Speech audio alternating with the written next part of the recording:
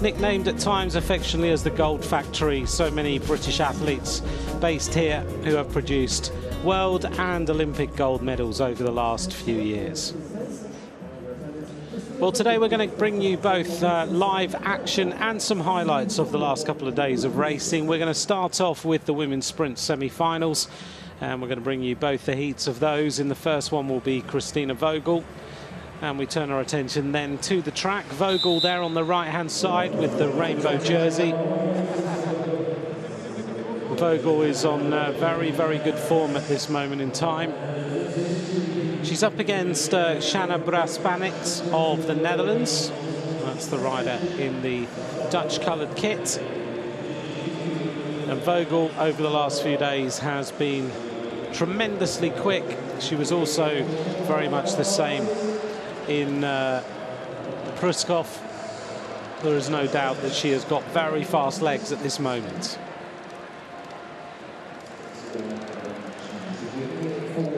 Vogel then leading.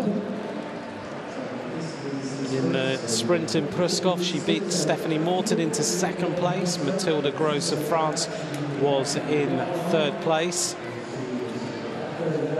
Vogel, master tactician at this sort of racing.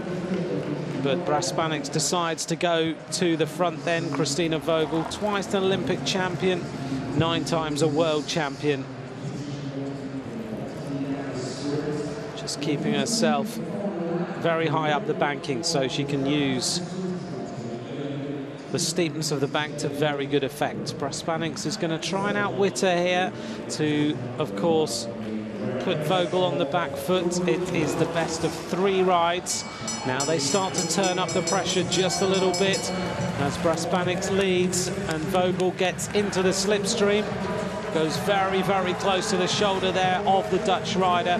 Vogel now starting to accelerate. Braspanix doesn't seem to have any answer to the speed of Christina Vogel. Vogel goes 1-0 up in that competition.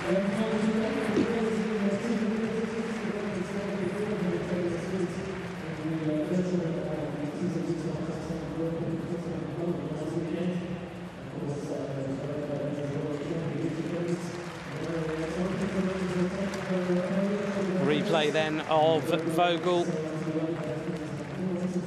just opening up that little bit of an advantage on Braspanix, who just didn't have an answer. Vogel 1-0 up, so Braspanix will go back into the track centre. She'll talk to her coaches. They'll actually review some of the footage there. There's our commissaires, just having a look at the footage to make sure that everything is to the rules, and confirmation then that Christina Vogel goes 1-0 up to Shanna Braspanix, and they'll come back onto the track in a little while. Here we are now on the track with heat number 2. This is race number 1, and we see Loreen van Riesen up there at the top of the track in the darker colours with Anastasia Voinova, the Russian Federation rider with the blue helmet on. Loreen van Riesen is a Dutch rider riding here for her trade team of Matrix. Van Riesen, you may remember, is the rider from Rio 2016 who ended up riding on the banking right up at the top, so on the wall itself, somehow not crashing. One of the most famous photographs of the Rio 2016 Olympic Games. Well, she's decided to go to the front here and to lead. She didn't have to do that. Voinova had the draw that meant that she should be leading, but clearly Loreen van Riesen has decided that she tactically would like to be the rider leading out. Voinova goes up the track, starting to accelerate a little bit now, putting in a bit more speed. The red line around the track is the sprinter's line, and that is to signify that in the final lap, once you dive inside that red line, you then have the advantage, and the rider you're up against has to go round the top rather than cutting inside you. This is the final lap then. Van Riesen tactically looking very, very good. Voinova struggling here to get on terms with Van Riesen, and Van Riesen That is a very good performance there. She goes 1-0 up.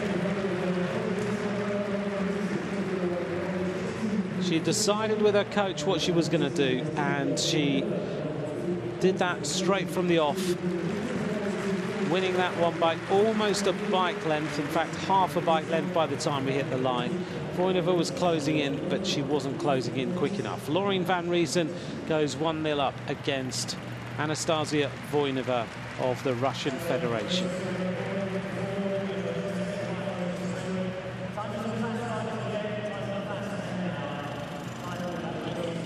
Here's the replay then. Van Riesen accelerated hard. Voinova trying to come back, and she did. She came alongside her. Now, normally we would see Anastasia Voinova accelerate from that point, but she didn't manage to do it. Van Riesen fought her way back, used her advantage on the inside of the track to very good effect. 1-0 up to the Dutch rider. She'll go back into the track centre and warm down, and then get herself ready for her next ride. Turning our attention then to the men's keirin. This is the second round. This is heat number 1 coming up.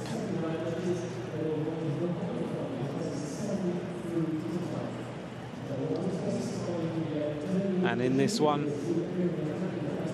Mathias Buckley is probably the best known rider who is in this group of riders coming up onto the track. Joe Truman on the right hand side there in the colours of Great Britain.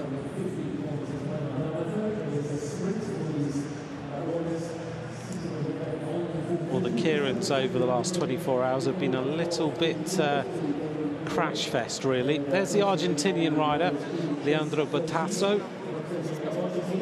Alongside him, we have the Frenchman, Quentin Lafargue. And then the Polish rider, Patrick Radkowski. This is the Spanish rider, Juan Peralta. And then riding for the Beat team, the Dutch rider, Mathias Buckley. And then Joe Truman on the inside. In the last round of racing in Poland, we had Mathias Buckley, who took the victory, ahead of Joachim Eilers and Sébastien Vigier of France.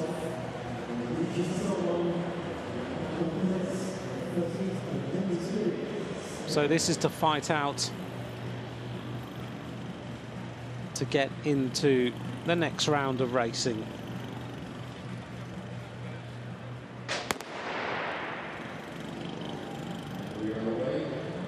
Underway, Joe Truman immediately onto the wheel. 6 laps of racing to go. The rules now of keirin have changed a little bit to what we're used to. 6 laps of racing now, and the Derny bike on the front peels off with 3 laps of racing to go.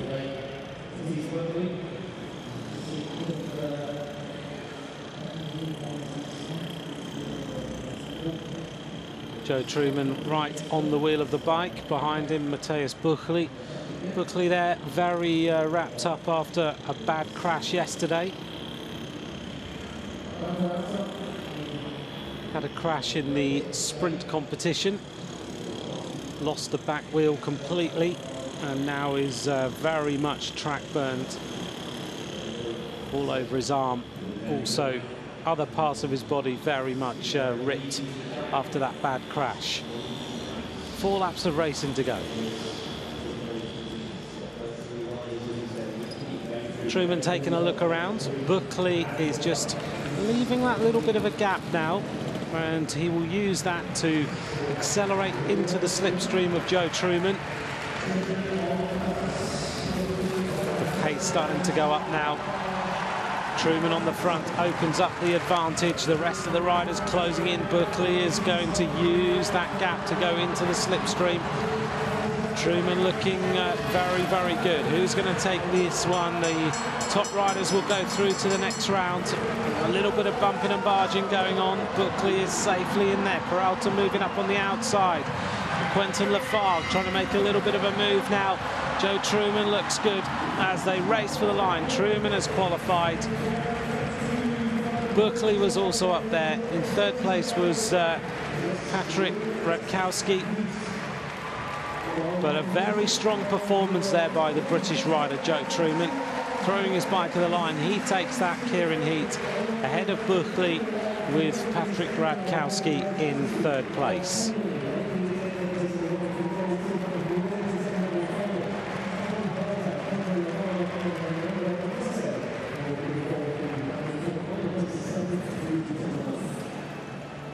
Here's the replay then, and Truman led out all the way. All the others queuing up to try and get past of him, but he did have a lot of acceleration, drawing out that effort all the way to the finishing line. Buckley safely through, Truman there, and the distance about quarter of a wheel there at the finish. 10.437 for the last 200 meters of racing.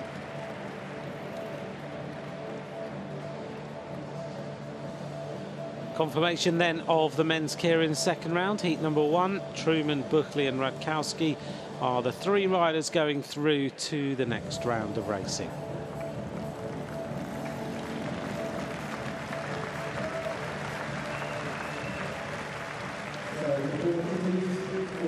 This is heat number 2. Some big names in this heat. Wacky Milers, Matthew Glaetzer, also a Wang is also in here. Those would be the 3 riders that you would think would go through safely to the final. There's the world champion, Wang, getting himself ready for racing. Rides for Malaysia. Wacky Milers of Germany. Eilers, as I mentioned earlier, silver medalist in the last round of the World Cup. In New Zealand, Jordan Castle. Japanese rider Yudai Nitta. Then we have the Ukrainian, and that is Andrei Vinokurov. Matthew Glaetzer on the inside of the track. A small team from Australia here in this World Cup compared to what we would normally expect. They've just brought a select number of riders to race here in Manchester.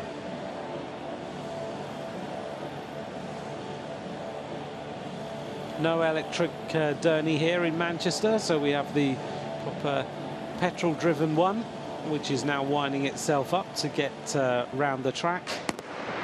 And the gun will go. The riders then will get themselves formed up onto the back wheel of the Derny until 3 laps to go, when it peels off, and then we get the racing underway. Wacky Milers there with the green socks and the little touches of green on the bike, also now choosing to wear a green helmet.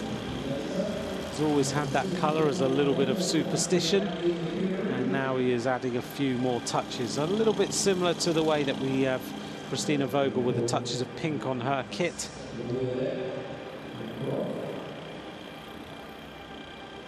Matthew Glaetzer, who is very panther-like on that bike. The Japanese rider Yudai Nitta, Japan, a rich history in keirin racing. Wacky Milers with those very aero bars. So does a Wang. He's got very cut-through handlebars, nice frontal area on those bars to slice their way through the air. Now Wang making his way up. Looking around at each other. Tactically now harder for the keirin, for these riders have just got to get used to how to play this one out. It used to be 2.5 laps of racing, so here's another 125 meters. They've got to be aware. Now Eilers is making his way up on the outside. A little bit of shoulder barging going on. The rider's not allowed to remove their hands from the handlebars, but they can touch shoulders as long as it's not too much. Glaetzer onto the wheel of the world champion. 3 riders will qualify for the next round. Wang is holding these riders off, but he's starting to tie up a little bit. Glaetzer now goes to the front. Vinokurov is also there. Glaetzer looks like he's got that one measured. Glaetzer goes through safely. Vinokurov in second place. Well, Glaetzer seemed to get that one absolutely right. He won it by well over a bike length, ahead of Vinokurov in second, and the Japanese rider Yudai Nitta in third place. The world champion well out of it, right at the back of that group of 6.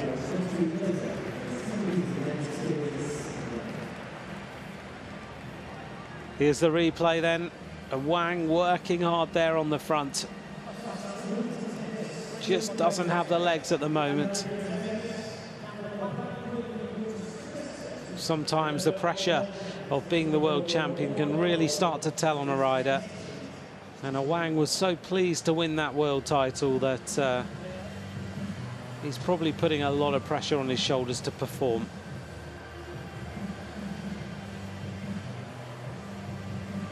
Matthew Gleitzer, Vinokurov and Litter are the three riders who will go through to the next round of racing. Well, we've just heard that the Polish rider, Radkowski, has been relegated in heat number 1, which means that Truman, Buchley and Peralta will actually be the riders going through. And you just saw there on the screen the 6 riders who will take part in the next round.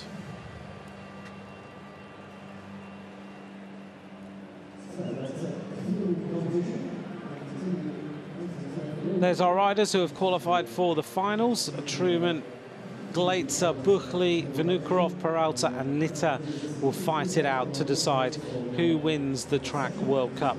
Men's keirin this time. Last time it was Buchley, Eilers and Vigier. So only Buchley is the rider who has put himself into the final. There's Christina Vogel,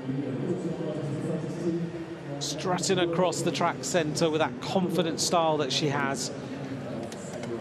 When it comes to bike racing, off the bike, she's bubbly and really interesting to talk to. On the bike, she's a completely different character.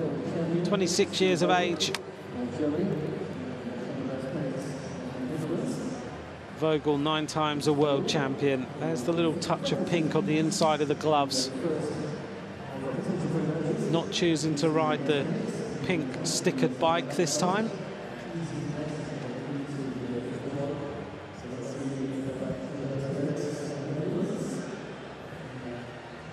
And of course she is 1-0 up in this semi-final. Looking to get herself through to the final again of the sprint.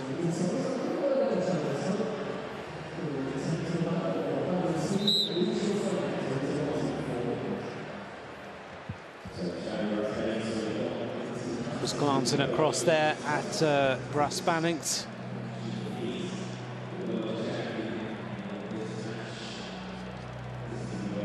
Has everything really set up for speed. It's got the long socks on, as long as she could probably get away with, and they are of an aerodynamic material.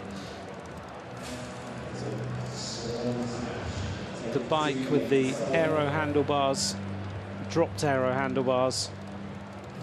It's got the visor on, which will be incredibly aerodynamic. Vogel, who also operates as a police officer.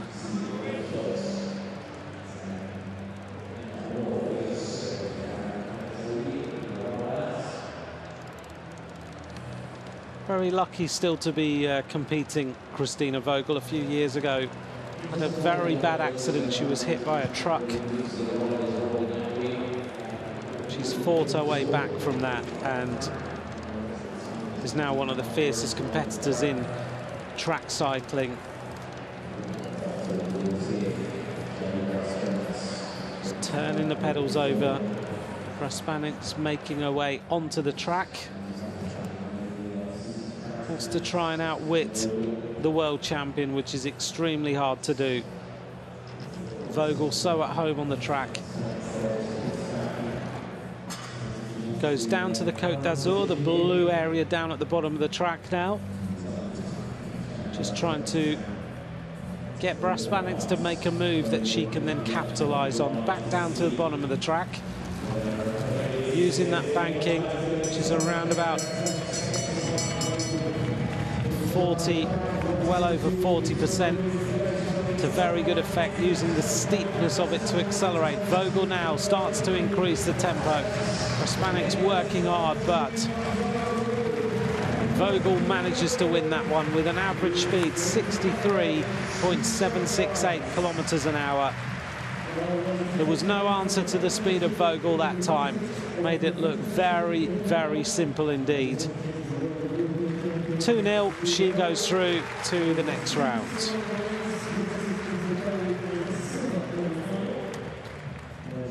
Vogel, when she gets out of the saddle, gets that gear turned over and then puts her head down, puts the cadence on, very few riders are able to get past her. She's got that combination of power, and also she's a small rider, so she slices through the air with that low frontal area very easily. 2-0 to Christina Vogel. She's through to the final.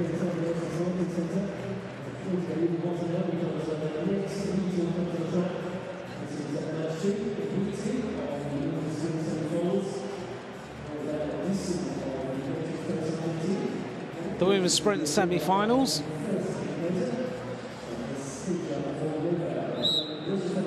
And remember, Laureen van Riesen was the winner of the last heat. So if she wins this, she goes safely through.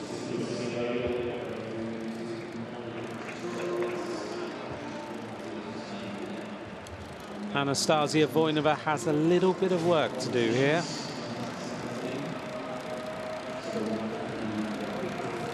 Van Riesen glancing around. Former speed skater.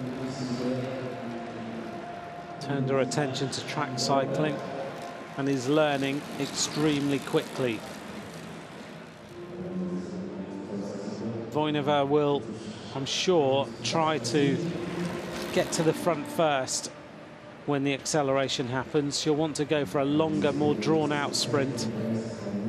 Van Riesen clearly likes to use that acceleration, that bit of jump, to put Voinova into a little bit of difficulty. Here we go now. Van Riesen is not going to let Voinova get to the front. That's her tactic. She knows that once you put Voinova on the front, it's very, very hard to get past her. So they're racing hard. Look at Van Riesen fighting back, and that is really hard to do. What a fantastic sprint.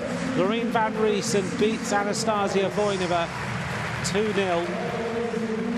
That's a little bit of a surprise.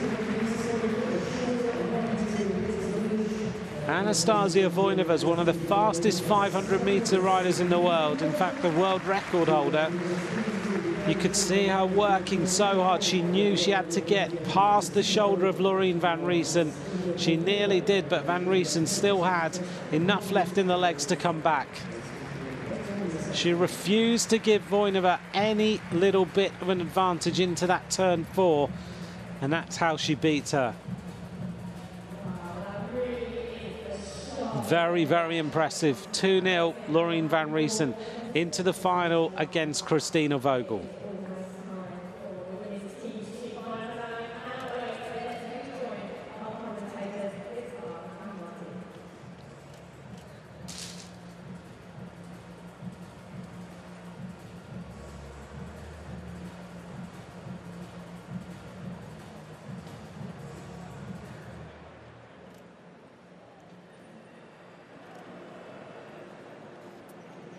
As we look across the track then, all the bustle going on in the centre, the hospitality, the riders are in there, the media as well.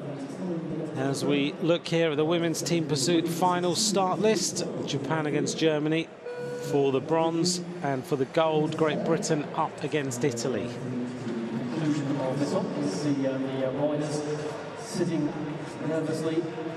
The riders getting themselves ready then.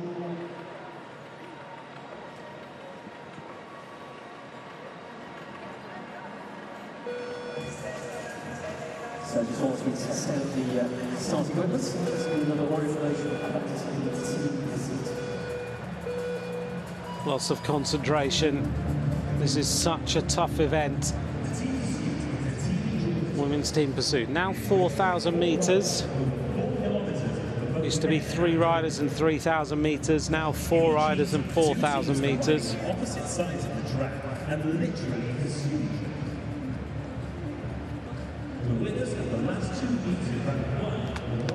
Onto the track then for the German team. Franziska Braus, Gudrun Stock, Charlotte Becker, Tatjana Paula.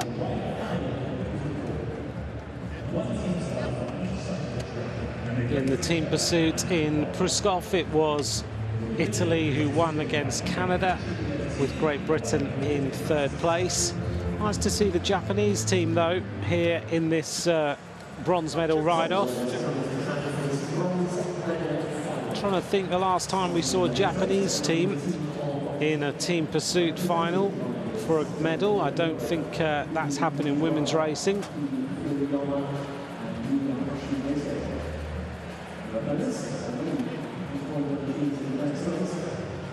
The mechanic putting the bike safely into the starting gate there. And the Japanese team then, Kisato Nakamura, Yami Kajihara, Ki Furuyama and Yui Hashimoto. Those four riders counting down then to the race start. Charlotte Becker, the most experienced rider in this group, world champion of the team time trial for Germany, but being joined here by some of the team who rode in Pruskov.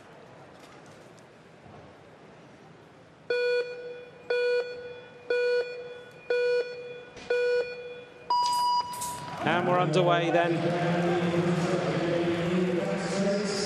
Be interesting to see how the German team do against the Japanese here. They'll settle themselves down. The German team had a bad crash a few weeks ago in a team pursuit, but they're all now recovered.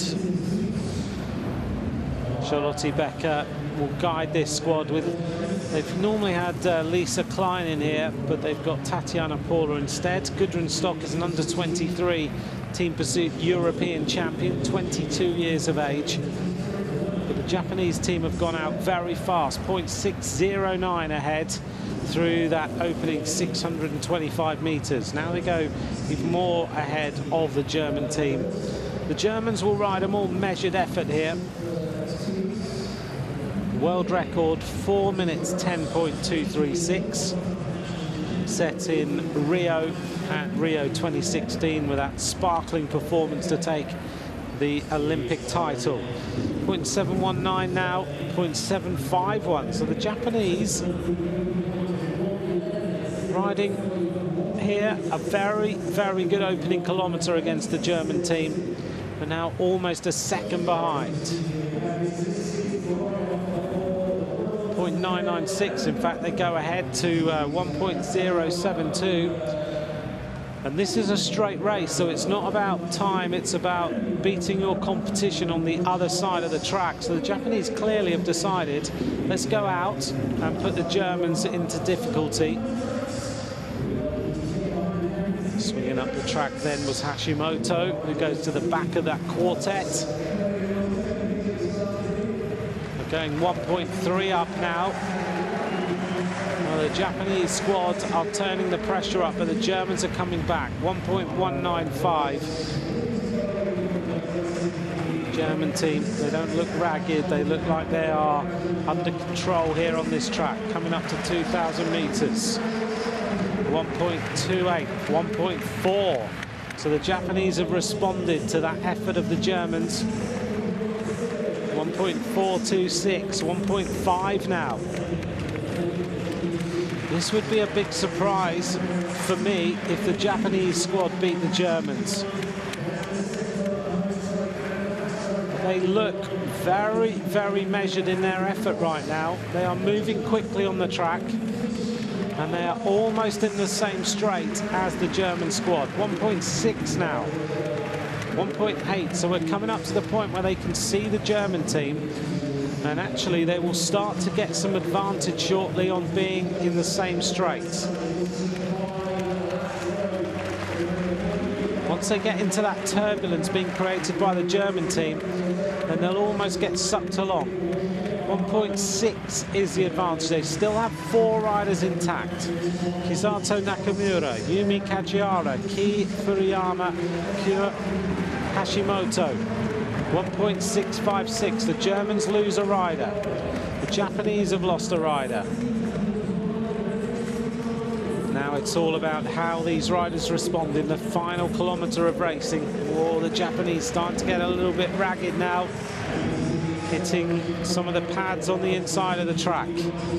On the front then, Kajihara for the Japanese squad. Can they keep the Germans at bay? 2.346 now is the difference. This is looking like a medal-winning performance by the Japanese.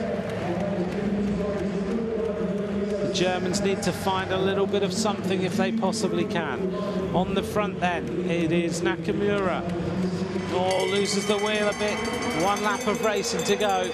2.5, 2.1. The Germans are coming back a little bit, but they probably left this a little bit late. The Japanese have ridden a very consistent performance all the way through.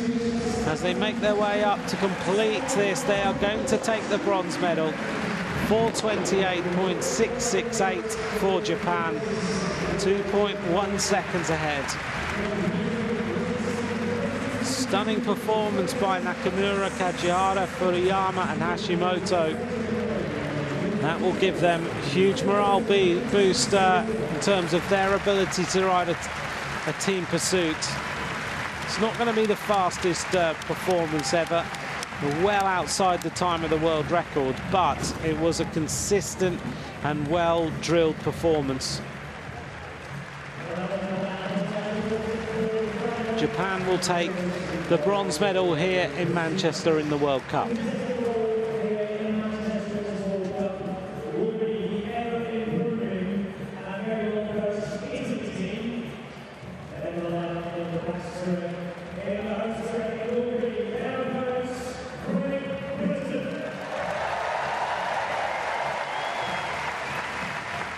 Now the Japanese are extremely pleased with that. A little bit of motion being shown there in the middle of the track.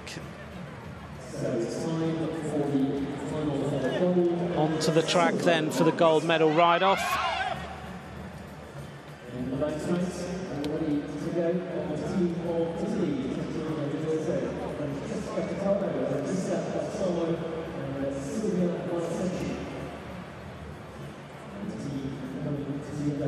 This is the Italian squad. This could be quite a tussle here. The Italian squad won the last round in Pruskov. We have got Tatiana Gaderzo, Francesco Pataro, Lisa Balsamo and Silvio Valsecchi up against the British team of Eleanor Barker, Neve Evans, Katie Archibald and Emily Nelson. Emily Nelson, Neve Evans were the bronze medalists in the last round of the World Cup. But this Italian squad are looking strong now in team pursuiting.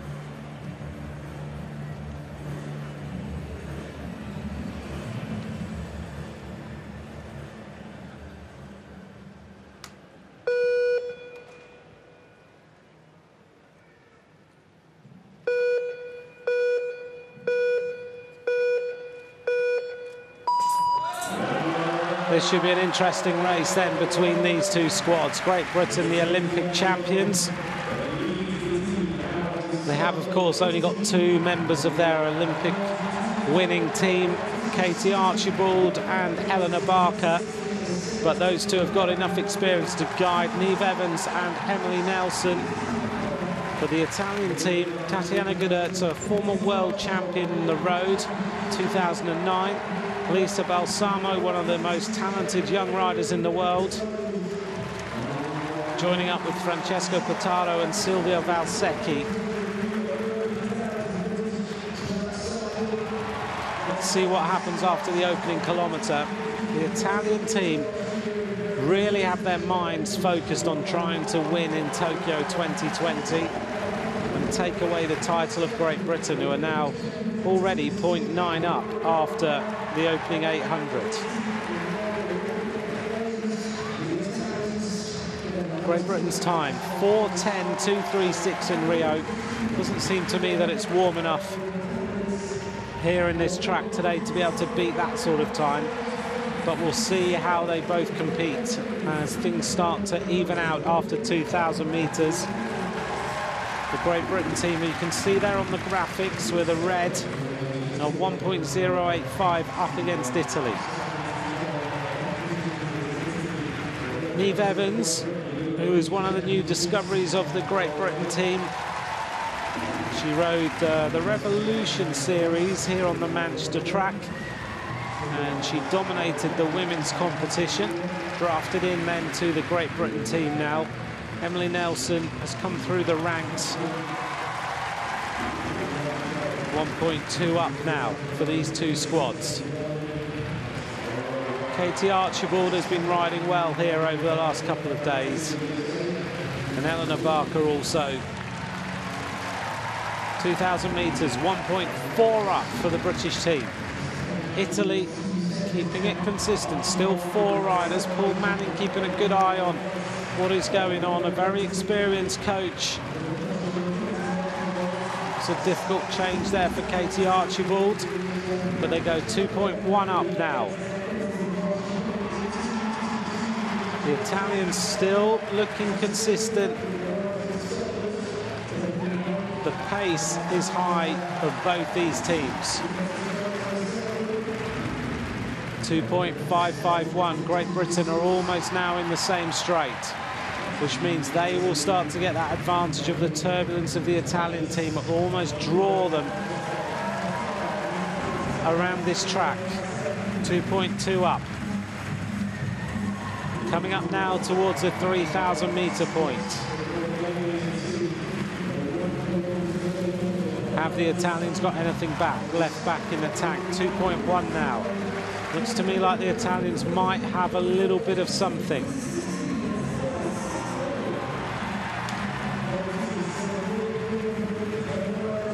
This Italian team are refusing to give in against the British squad. 2.162 now.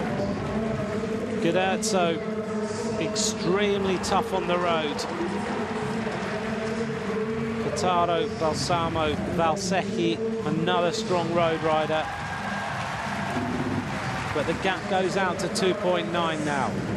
And the British team can see the Italian trio in front of them, who are really now starting to lose their consistency. Great Britain dragging this out with Katie Archibald putting in a massive turn. This is a very fast time by Great Britain. Archibald is absolutely flat out on the front. In fact, she is doing the entire last lap or two. They come up to the line then. Great Britain are going to hit the line in 4:16.803. That's a great performance by the British team. They win that team pursuit. 4:16.803, 56.04 kilometres an hour.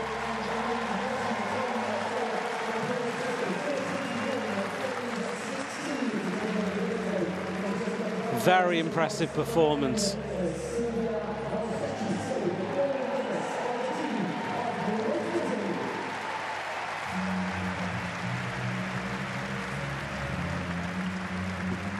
As we take a look there at the start of the British quartet, Archibald did such a massive turn at the finish.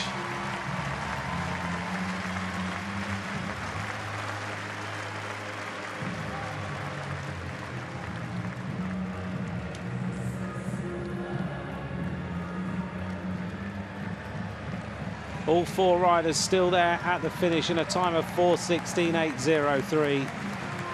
Shows the strength in depth of the team pursuit. Paul Manning very happy with that ride then.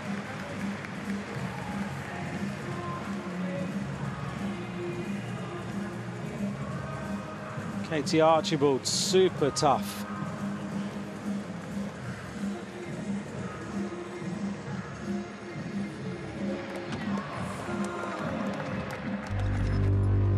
Well, let's take a look back then at some things that happened a couple of days ago as we take a look at the men's omnium. And we are here in the elimination race.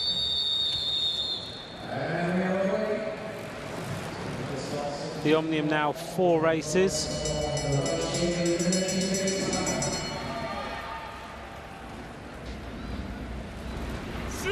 As we count our way down in the men's omnium.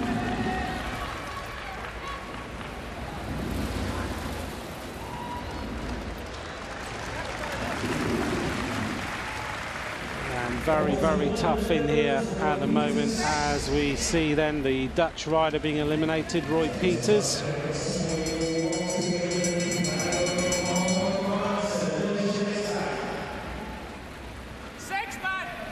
Counting our way down then. Remember, the elimination race ends up with 2 riders on the track who sprinted out, and the omnium is all about scoring the maximum number of points.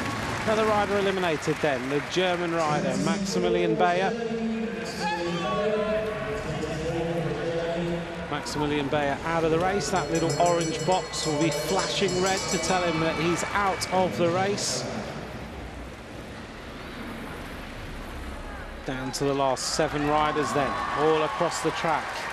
On the front, Claudio Imhoff of Switzerland. And really close in there, who's eliminated that time. Looked like it was probably the Polish rider, Staniszewski. Daniel Staniszewski waves to the crowd and says goodbye. The last 5 riders left on the track. And of course the British crowd getting a little bit excited here. They want Mark Stewart to stay in. He accelerates around the top. I think he just managed to stay in then. The European champion, Albert Torres, is eliminated from the race. On the front then, Nicholas Larsson. Larsson was very strong in Pruskov. Down to the last 4 now. Larsson looking around. Can Mark Stewart delight the home crowd? He overtakes Claudio Imhoff. So he's down to the last 3.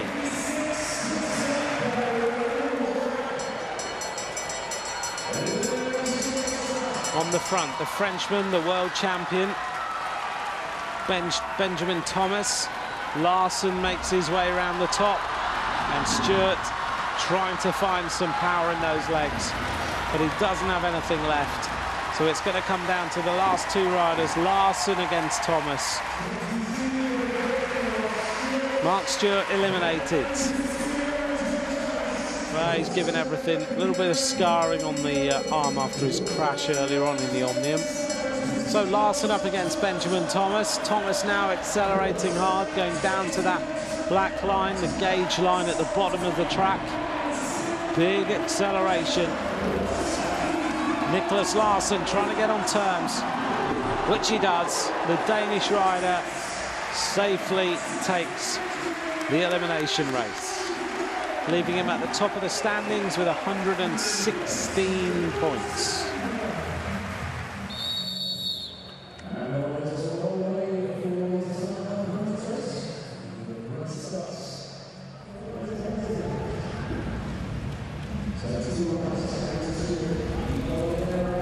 Three laps of racing to go. And at the front then, the rider from Hong Kong, China. The race a little bit spread out. This is Nicholas Larsson wearing number 14.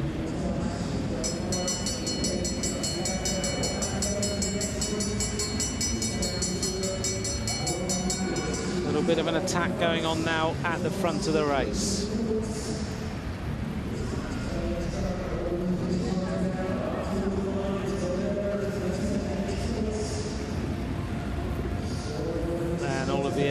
Stewart and Lung at the front.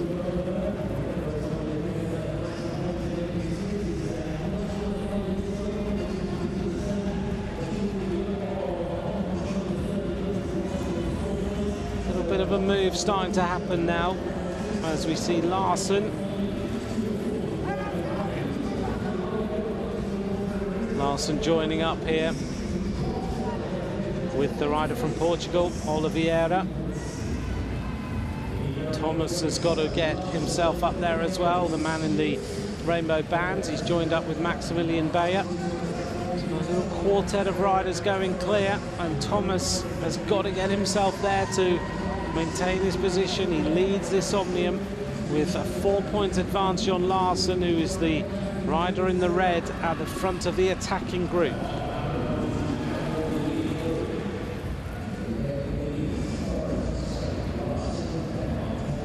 32 laps to go in this breakaway group.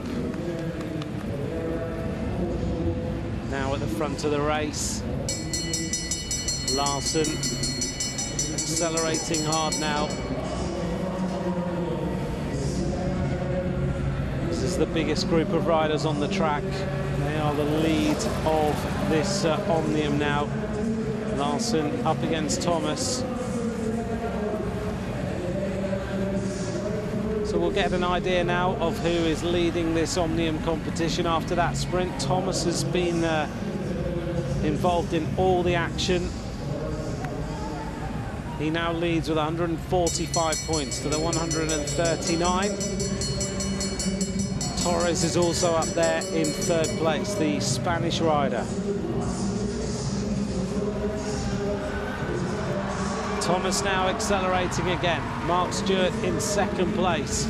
Larsen always vigilant at the front.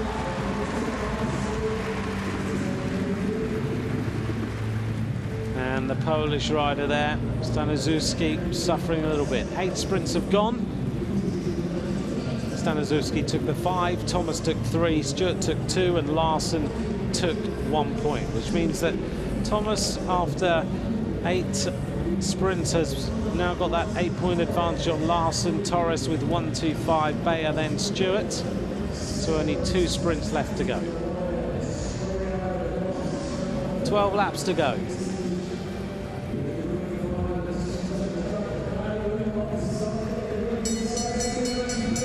The rider from Switzerland slightly off the front, Claudio Imhoff. He should manage to mop up the maximum points here. Benjamin Thomas and Larsen are the 2 riders locked in combat to try and win this Omnium overall. Just a few points between them. Imhoff takes a penultimate sprint, and Thomas now leaving Larsen behind. So it looks like Thomas has got stronger legs than Larsen in the closing stages of this Omnium points race. Imhoff maintaining this attack.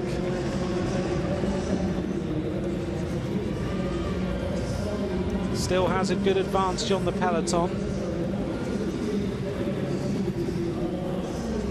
Larsen trying to find something in those legs to outwit Benjamin Thomas, who goes to the top of the track again. 9 sprints have gone. 3 points to Thomas that time. Only 8 laps of racing left. 1.51 now to Thomas. 1.40 to Larsen. 1.25 to Torres. It's all calmed down, so it should be a safe win here for Benjamin Thomas, the French rider, the world champion. As we see an attack at the front comes from Imamura of Japan. Going clear and chased here by Felix English of Ireland. And Thomas isn't bothered at all about any of this. He'll just stay in the group. He knows that he can win.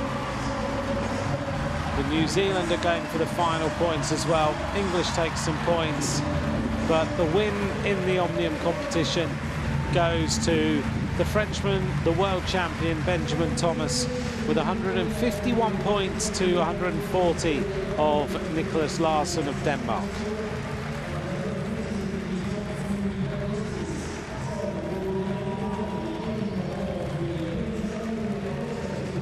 Rode 4 great races, the French rider. English took the final 10 points. Stewart for New Zealand was second. Mark Stewart of Great Britain in third place. And the closing point score, Thomas with 1.51, Larsen with 1.40, Torres with 1.25.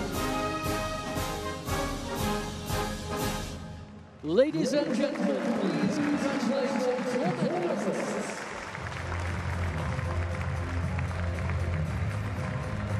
It was a long day. I count each one of my effort, and I'm really happy to win with the jersey. It was a really great race with a great atmosphere.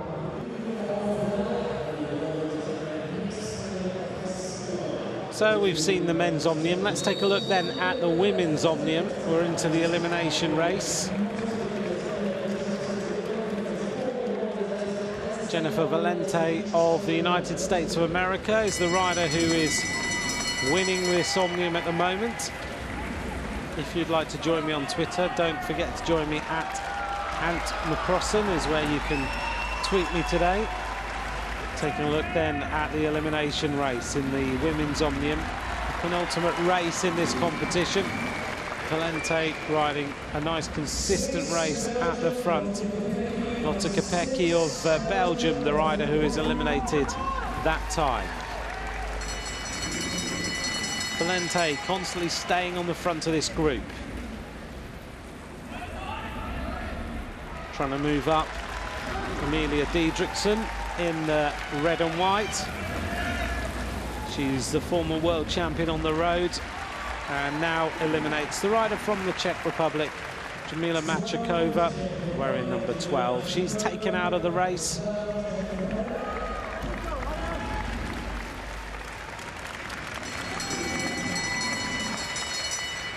Valente wants to ride this entire elimination race from the front. Katie Archibald, the world champion of the Omnium. There in the rainbow bands, the British rider. Looking around to see where Diedrichsen is, as Laurie Berton of France is taken out of the action.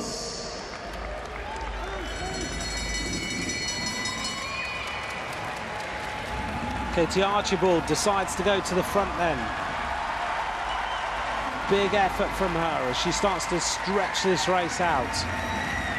A rider in difficulty, Nina Kessler of the Netherlands, at the back of the group now. She is taken out of the race.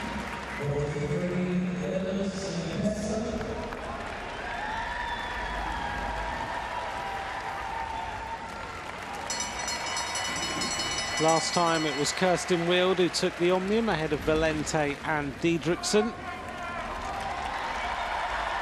And Valente and Diedrichsen are still in here. Kirsten Wild not riding this time. Counting down to the last few riders left on the track. On the inside, looked like Olivia Balasaita, the Lithuanian rider, eliminated from the action.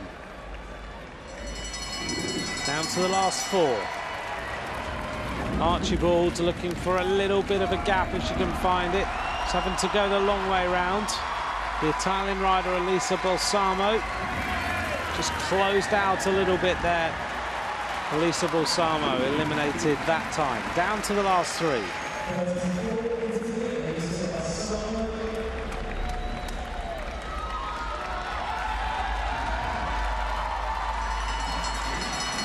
So it's going to be some sprint between these three riders. One more rider will be eliminated, then we're down to the last two. Archibald, the world champion, on the front. Diedrichsen second wheel, Valente in third, the American rider. Diedrichsen, one of the fastest sprinters in the world, but she's just squeezed out there by Valente.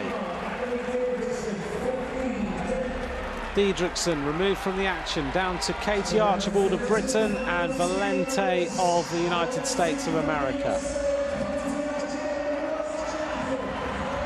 This is a penultimate race in the women's Omnium. Well, Archibald attacks, Valente is unable to respond.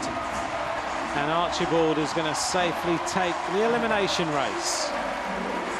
Much to the delight of the home crowd. A victorious Katie Archibald crosses the line to win that one easily.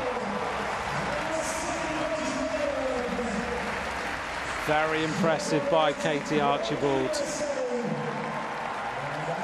Leaving the standings like this. 6 points between Valente and Archibald. 2 points further back, Amelia Diedrichsen.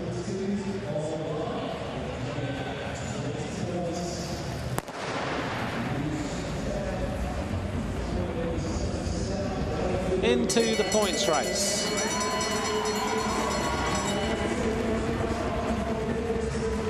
Valente looking to try and score as many points as possible. Flat out sprinting between her and Archibald. Archibald trying to get back on terms. The world champion refusing to give in while throwing their bike to the line. Valente taking the maximum points on sprint number 5. 5 points to 3 to Archibald, 2 to Diedrichsen, 1 to Laurie Berton.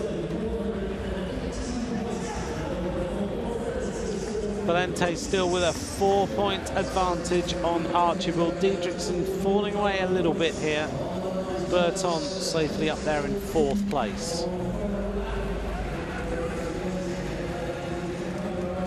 Valente, a member of the team of the United States of America, who won the medal in the Olympic Games.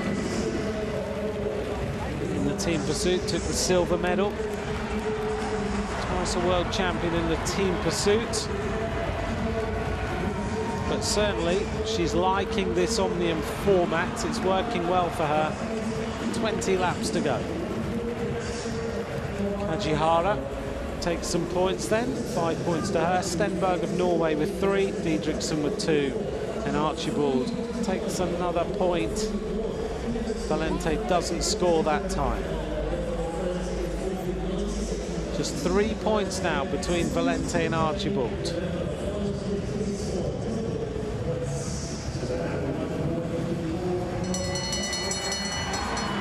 On the front then, Lydia Boylan of Ireland.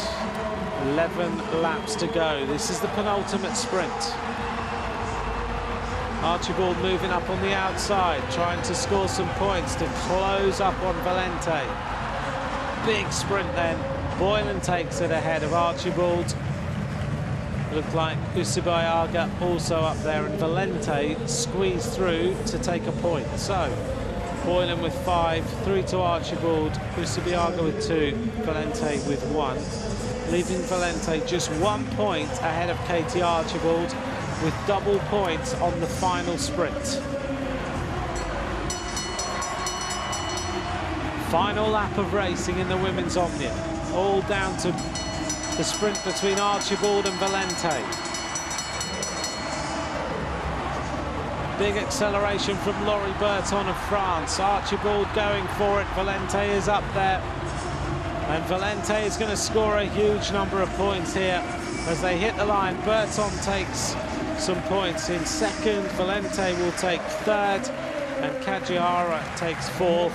But Archibald doesn't score, which means that Jennifer Valente will win the women's Omnium.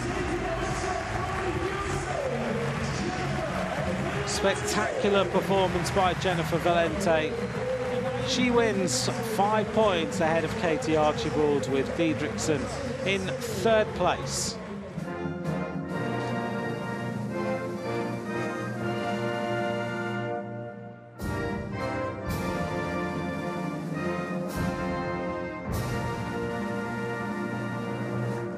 Ladies and gentlemen, please congratulations. Katie and Emily are both incredible racers in general, and definitely all-around mass start racers. So I was very happy.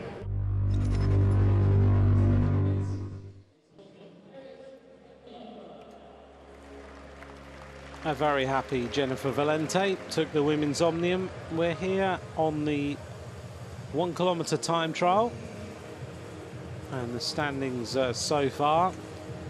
Theo Boss leads with a 1:16.10, 58.432 kilometres an hour. The next rider to go will be Eric Engler, who is sitting here in the starting blocks. The 1 kilometre time trial used to be the blue ribbon event of track cycling. Chris Hoy, of course, was one of the main competitors in the kilometre time trial. We think back to him winning a world Olympic title where the world record had been broken by the riders before him, and then he came through to take the victory. But then it was removed from the Olympic programme. Now it's just in the World Cups and in the World Championships as Engler bursts out of the blocks. It's all about power.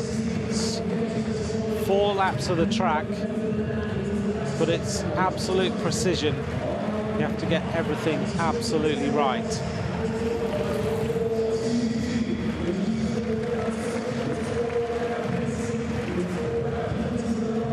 Engler sets himself into the aero skis.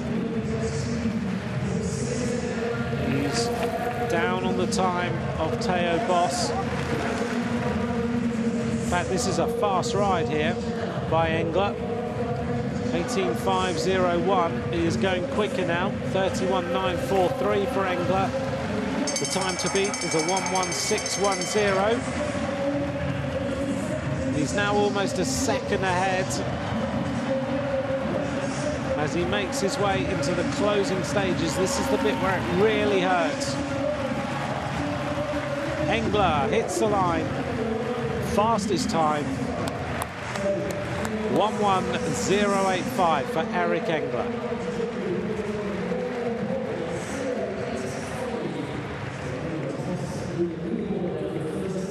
The average speed of that performance, 58.934 kilometers an hour.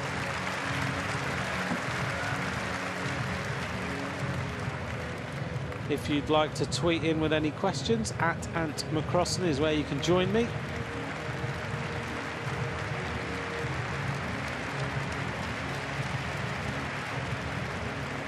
The way he holds his hands on that, on those aero skis, not very aerodynamic, but it worked well.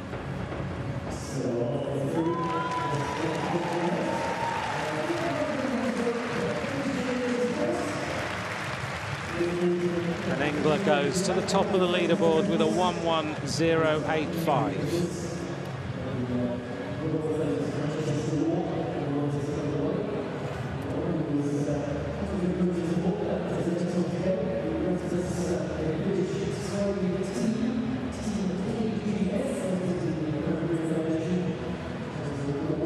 Next rider making his way up onto the track.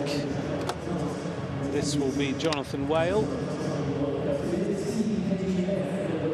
riding for this team of KGF, the team who, in the men's team pursuits, have been surprising everybody. A British trade team.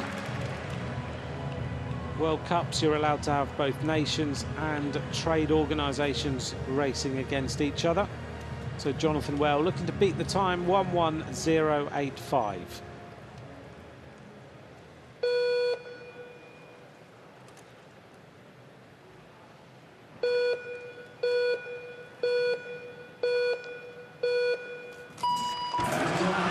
Whale gets underway. An interesting squad this. All the riders are part-time, but they have interesting jobs in that some of them are aerodynamic specialists, some are nutritionists, some are coaches, and so they are a band of brothers, I suppose, who are trying to ride at world level and put into effect what they know. And this is a good performance here, but he's 2.055 down on Eric Engler. Needs to turn on the pressure a little bit. Their team pursuit squad had a little bit of a shocker in Poland, but here in Britain they have got even better. Whale was accelerating. Needs to try and get on top of that gear if he can. Squeeze out a little bit more effort. The time to beat 1:10.85, 1:18.18, fourth fastest time.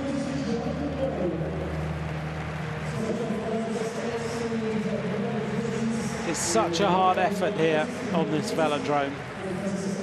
You have to get everything absolutely right.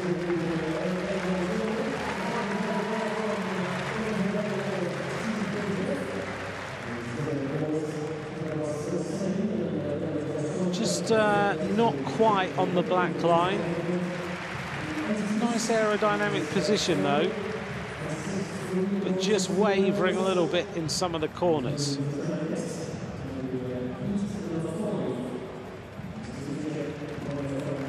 Says thank you very much to the crowd.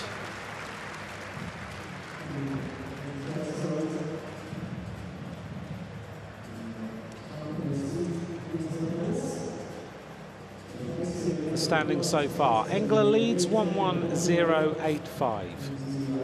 Next rider up on the track, Sébastien Vigier. He finished last time. He was in the medals in the men's keirin in Pruskov, third place.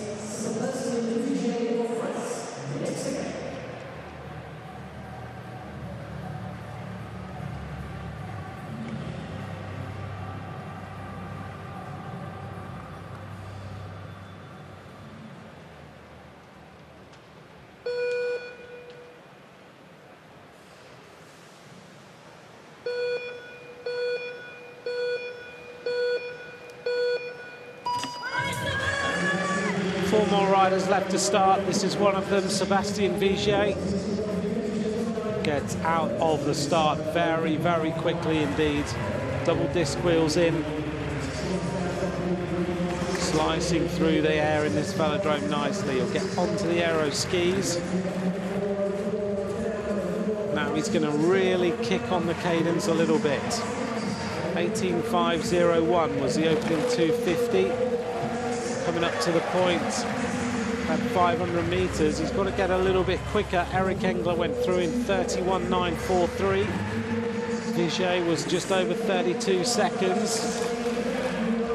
So he needs a little bit more speed now. Coming up to the final 250. 46.393. He's still there, but he's tying up a lot now as he makes his way into that final 250 meters. Racing up to the finishing line, 1:17.08. He pushes Jonathan Whale down into 5th place, but 4th fastest time for Sebastien Vigier.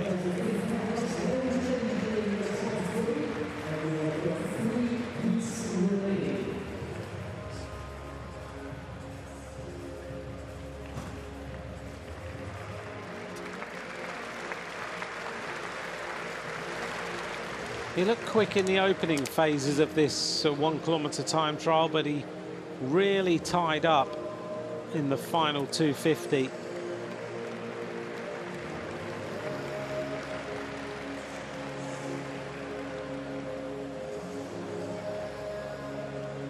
There's our standings so far. Engler still leads, 1:10.85 ahead of Teo Boss. Thanks for your messages, Venkat Ram. Thank you for your message to say hello this afternoon. If you'd like to tweet, then please message me at McCrossan. Arton de Pauw about to get going. No rider underneath the 1 minute 1 second barrier so far. 58.934 kilometers an hour. 3 riders left to go. Arton de Pauw about to start here for Belgium.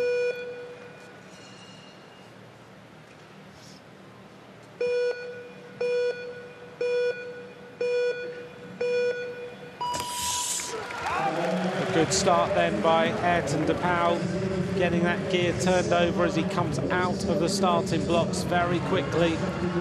Now he's going to sprint hard, get that gear right up to speed, then settle himself down and hold on with the effort. Trying to make it nice and consistent over the entire 1,000 meters. He's up already, 0.227. This looks like a strong performance, but it's drawing back a little bit. 0.151 up now, having been 0.227. De Pauw looking for a little bit more speed. It's going to be close. He's 0.261 down. He needs a little bit more throttle if he can. Down the back straight, tying up those shoulders going all over the place. Arton de Pauw, the time to beat 1:10.85, and he's 6th fastest with 1:19.13. Well, he started quick and then faded very badly, finishing 6th of the 6 riders to go so far.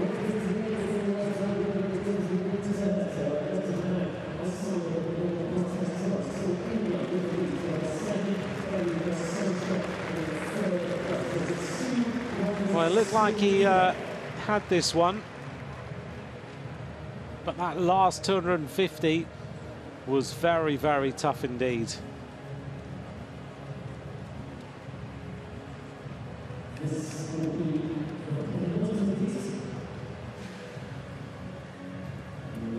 His average speed, 58.146 kilometers an hour. First through the opening 500, and then just dropping away.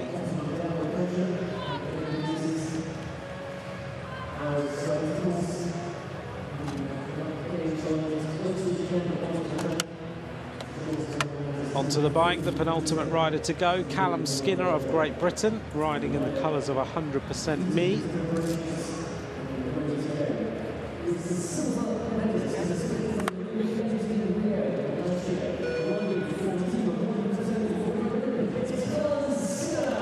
Callum Skinner about to get started.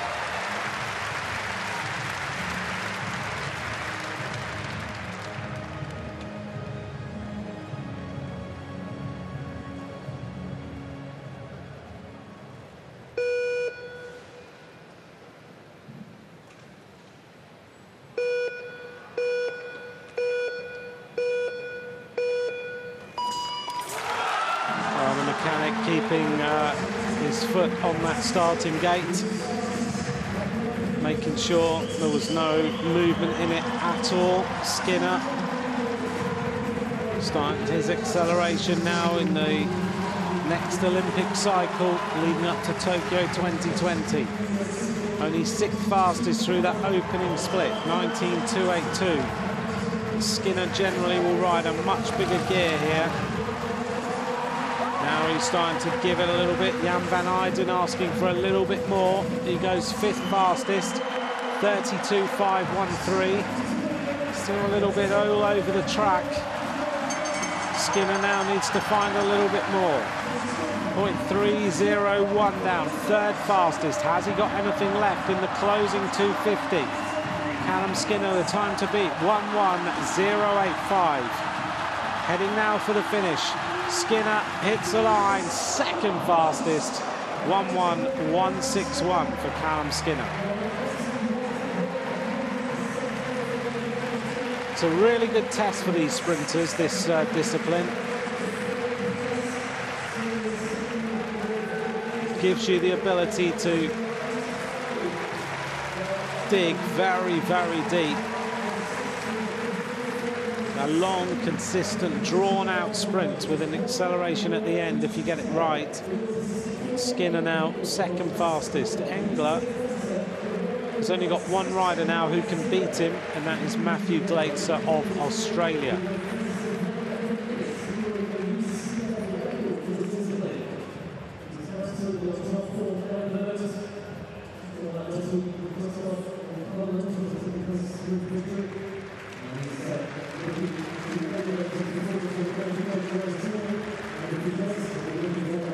Skinner acknowledges the crowd.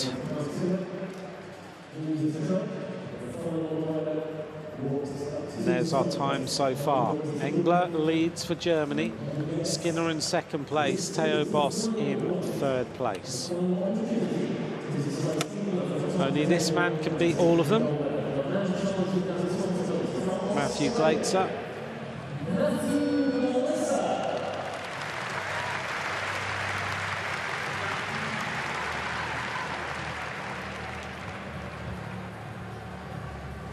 All the little aerodynamic bits on that skin suit to help him cut through the air.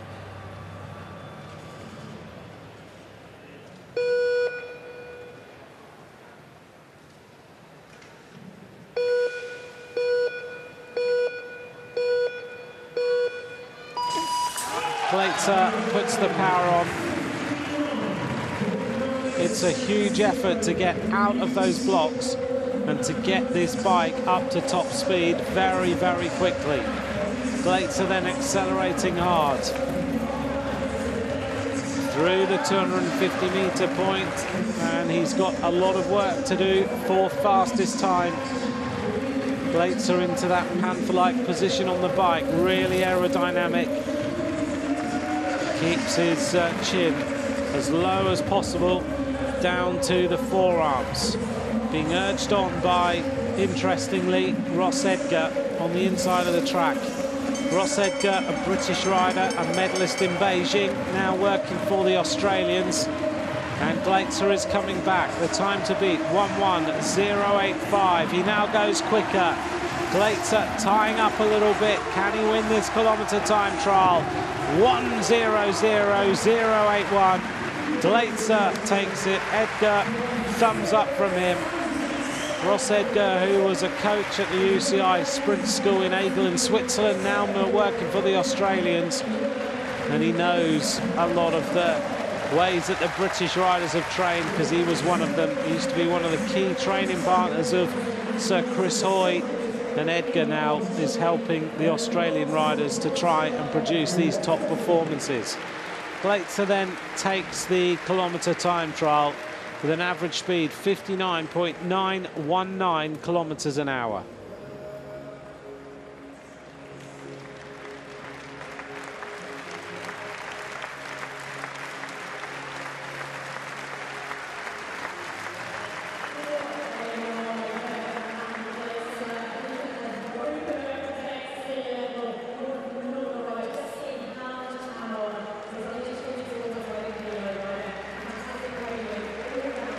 So taking the cheers of the crowd.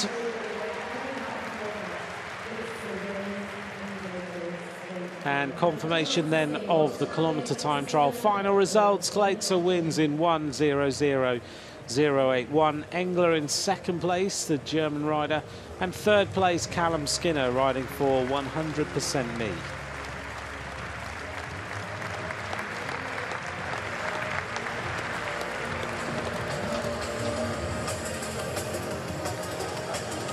Back into the busy track centre.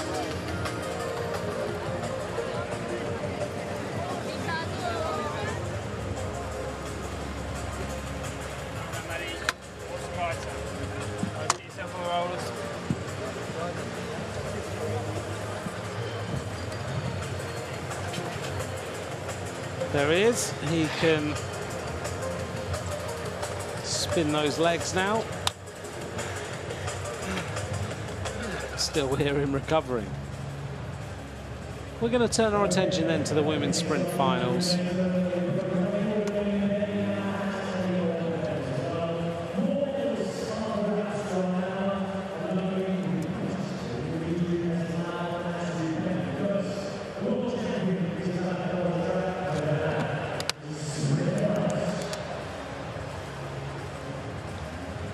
This is for the bronze medal.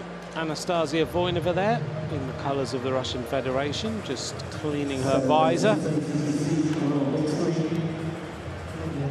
World record holder at 500 metres. And Braspanix already on the track.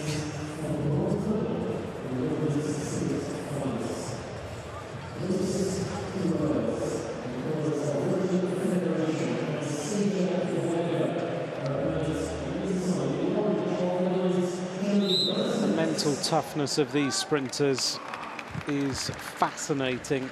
The way that they outwit each other. You talk to them, the games start even when they're in the track centre, the way that they walk to the track, the way they look at each other.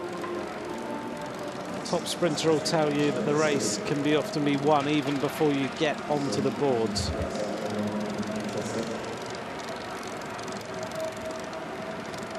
Voinova just spinning the gear over there. Notice the clipped-in pedals, and then they've got the straps, the big, thick straps that go across the shoes to keep those feet strapped in the pedals. There's so much power they put through them. They don't want to pull the foot out at all.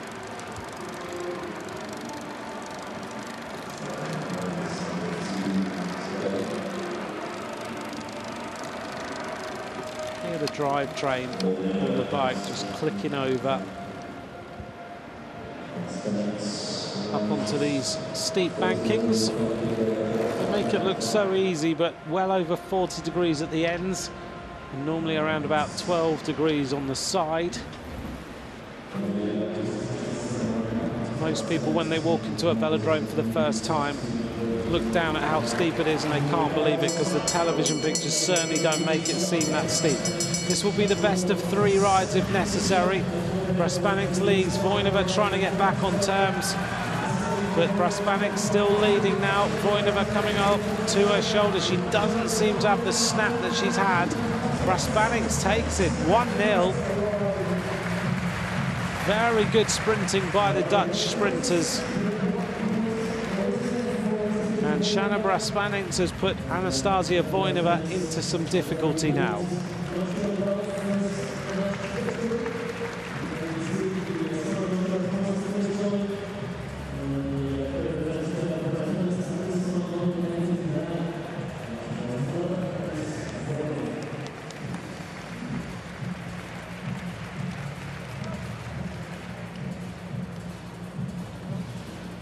There's the replay. Well, Voinova just doesn't seem to have that drawn-out snap that she had a few months ago.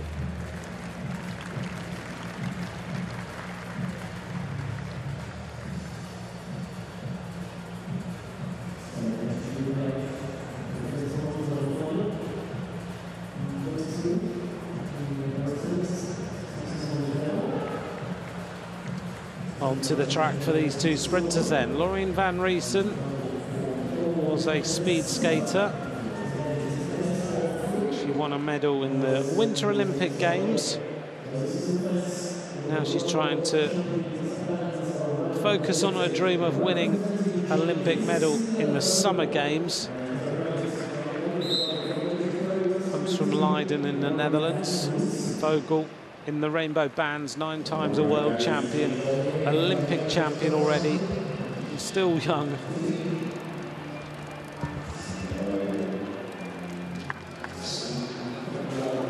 Vogel will not want to give Van Riesen any inkling that she's beatable. She hasn't looked beatable on this track so far in any way.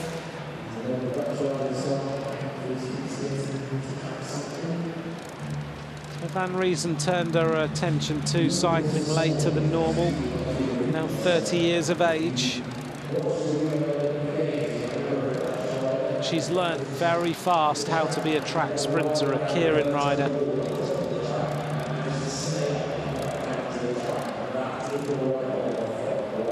She's such a fearsome competitor.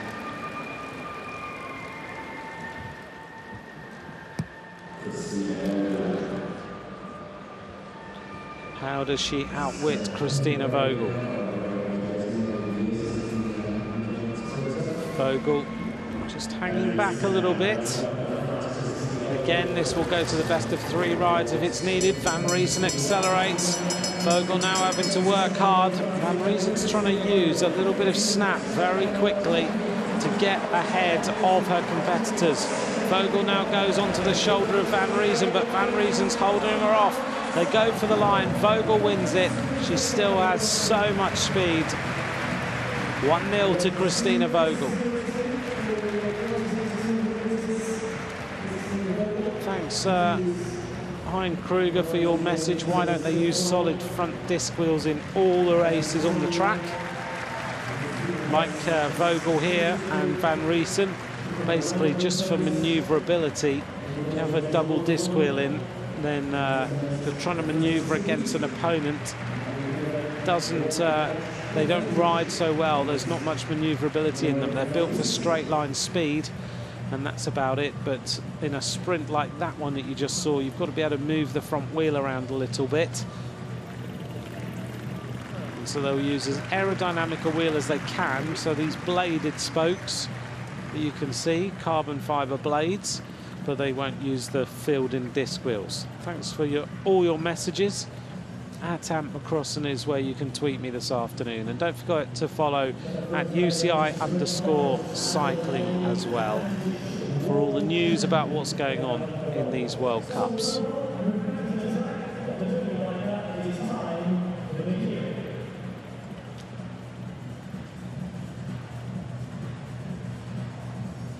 On the screen then you can see the men's keirin final start list. This is for the 7th to 12th places. And the world champion has found himself in here, so is Joachim Eilers.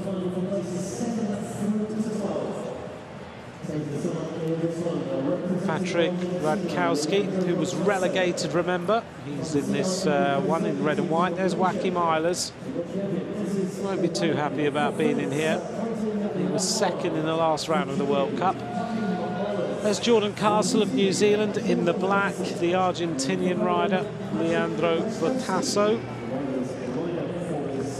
It's Quentin Lafargue of France.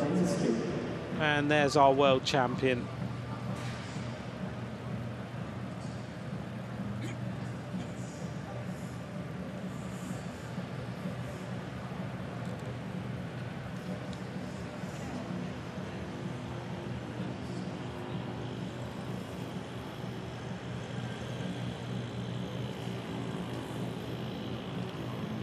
Nice to hear the Derny bike purring its way around the track.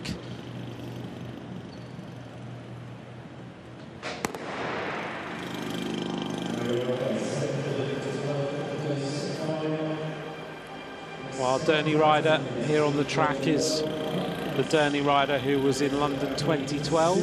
He's even got his own Facebook page. He's so famous after the London Olympics. So Pete, the Derny driver, on the front then, leading around. Just pedals the bike up to speed. Radkowski on the back for Poland. Wacky Milers just in front. Lafargue in the blue of France.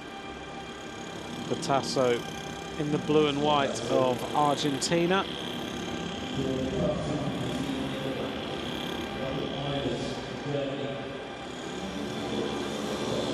Aziz Ulazny Wang will want to win this to just show the rainbow bands at the front.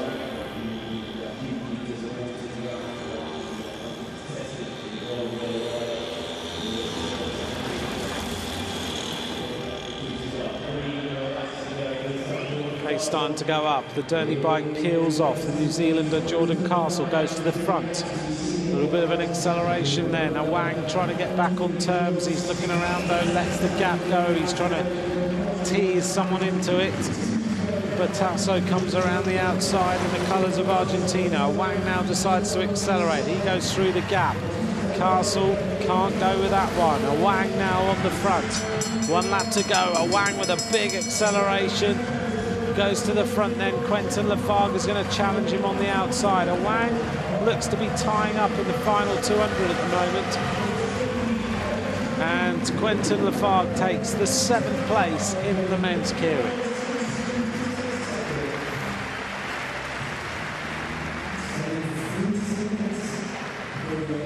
Quentin Lafargue made that one look very simple. Wang doesn't seem to have the consistency and endurance right now. He's finding the last 200 meters just a little bit tough. But Quentin Lafargue, on the other hand, will take the 7th place.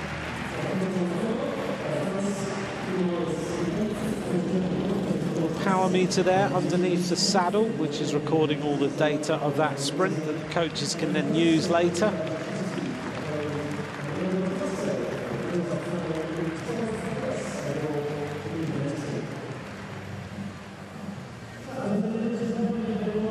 Confirmation of the results: 7th place to Lafargue, 8th to Eilers, 9th to Castle. Then it was a Wang, a Radkowski and Tissot to make up the top 12. Average speed of that sprint, 69.713 kilometres an hour.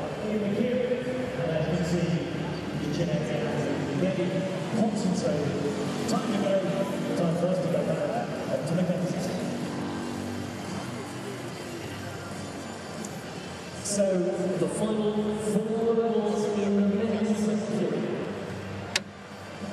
6 laps of the track. Onto the track for the final.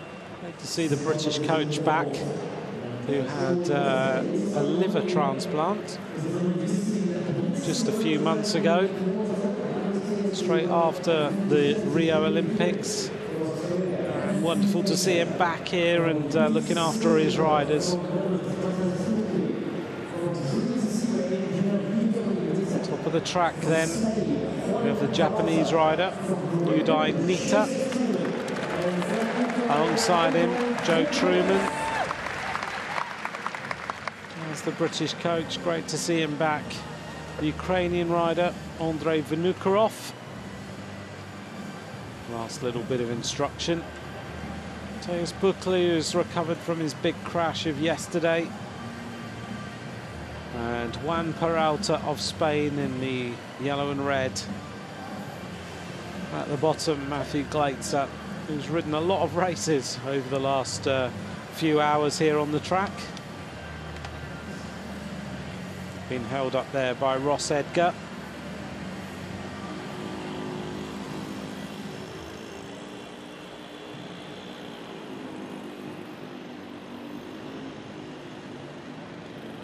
The Derny bike coming round.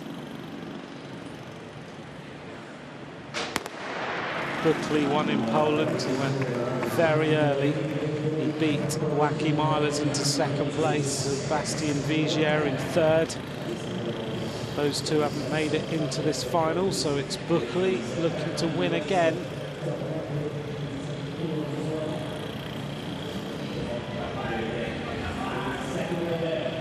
Buckley riding for his trade team, the Beat team. That turquoise-coloured kit, just adjusting his helmet there to make sure it's all okay. He had that huge crash yesterday. See there the elbow with all the bandages on it. Vinokurov there, Joe Truman just behind. One of the younger riders in the Great Britain team. 4 laps to go.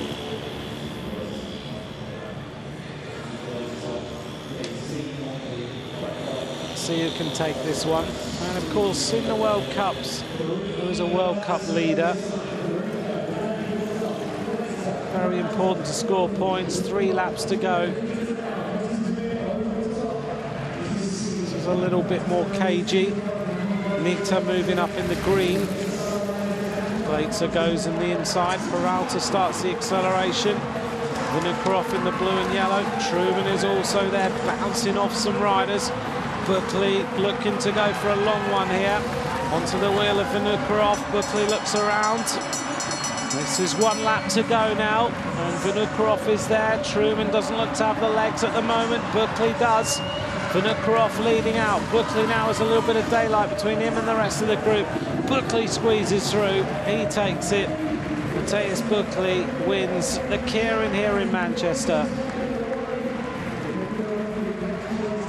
Oh, he's 1-2 now, throwing the bike at the finishing line, and just beats the rider from the Ukraine, Vinokurov, into 2nd place.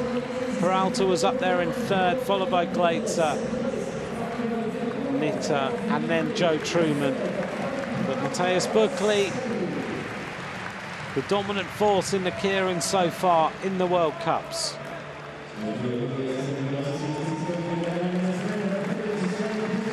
There's the replay. Truman tried to challenge on the outside, but the minute he did, he just didn't have the legs to go with the moves. Buckley, on the other hand, safely onto the wheel of Vinokurov, and then just closes in when he's ready. The bike throw gives him the victory by 1/4 of a wheel again. Average speed of the last 200, 70.922 kilometers an hour, a blistering speed.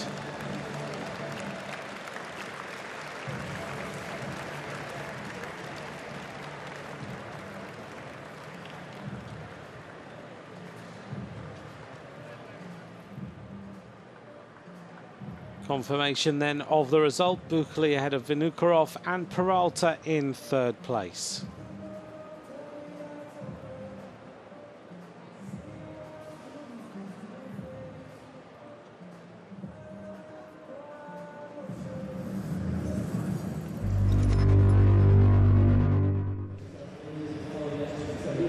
Let's take a look back then at the men's team pursuit.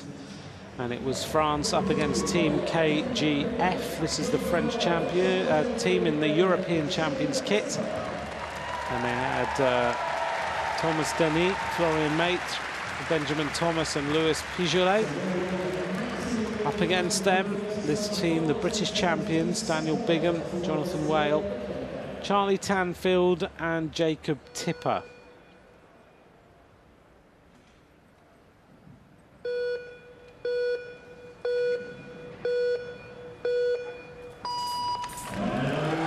So the French, the European champions up against the British champions. The French having a little bit of a steady start. One of their riders coming out of the blocks a little bit slow and having to get back onto the wheel of the rest of the squad. Meanwhile, on the front, the British squad really putting the tempo on and going ahead in the opening round of racing.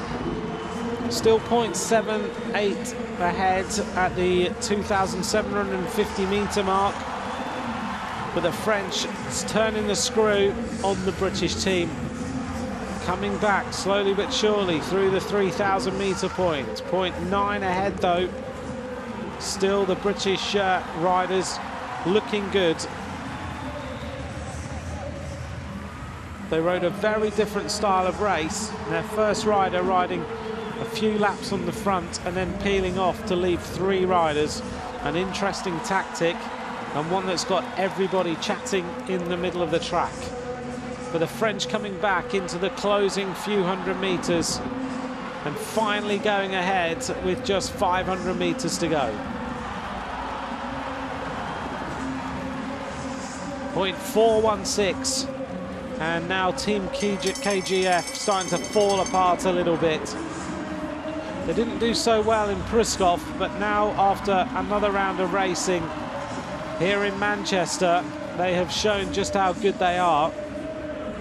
The French squad coming up to win this one. 1.157 ahead.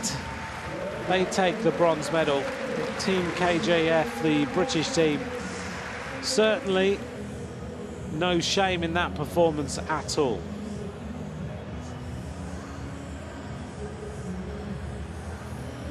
On to the final between Great Britain and Denmark.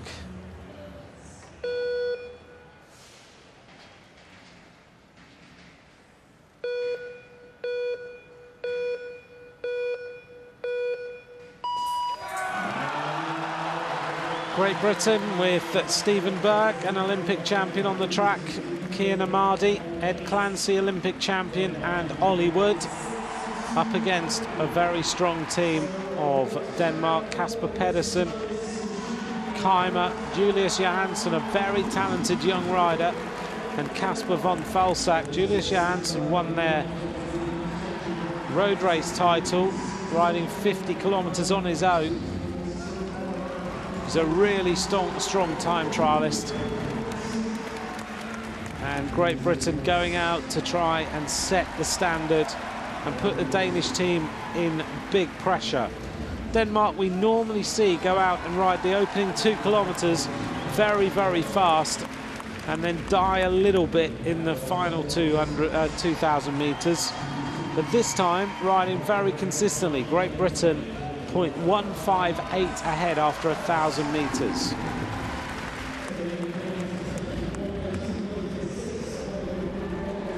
So much experience between Clancy and Burke in this Great Britain team. Both members of the team pursuit for so many years. And Burke, everyone says, is the mainstay of this squad. Just able to ride on the big occasions and ride a very, very good team pursuit. Denmark losing a rider after 1,600 meters. But it doesn't seem to have affected their performance at all. 0.242. They're still holding the Great Britain team through the 2,000 meter point. Still a keen contest between these riders.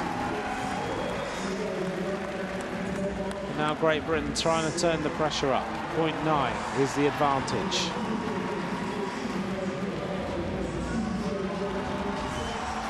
Well, the Danish squad, so many times they've been on the podium of world titles. They certainly focus on this discipline as a nation. But Great Britain seem to, every Olympic cycle, manage to find some more talent. Kian Amadi was one of the sprinters in the Great Britain team, and they've obviously tested his numbers and worked out that he could be a good team pursuiter. Ollie Wood, one of the younger riders who's come through the academy program. But coming up now towards the 3,000 meters point, and they have nearly 2.5 seconds advantage on the Danish squad, and they are in the same straight.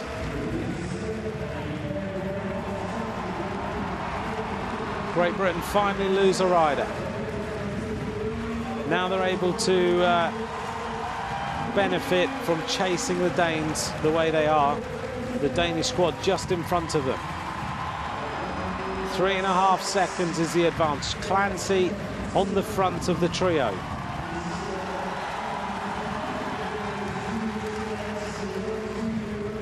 Four seconds now the advantage And Great Britain looking to seal this team pursuit. Looking really strong here on the boards. One of the first major team pursuits they've ridden. And as they close in on the finish, they are just on the same straight as the Danish squad. 5.4 seconds ahead as Great Britain win the team pursuit. A time of 3:55.847. The crowd on their feet enjoying that performance of the British team.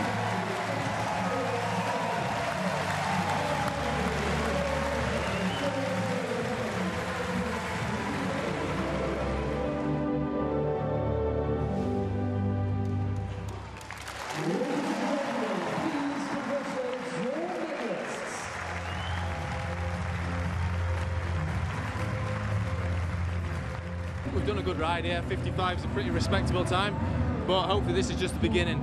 We've done a lot of background work, we've done a lot of endurance stuff, and you know, to get up here and do a 55 is good, but we like to think come the World Championships in March we can go a little bit better, and I think we're going to have to if we want to be competitive there. So yeah, I've really enjoyed my year off on the road, but I'm even happier to be back. Ed Clancy with a little warning shot for anyone who wants to win the World Championships.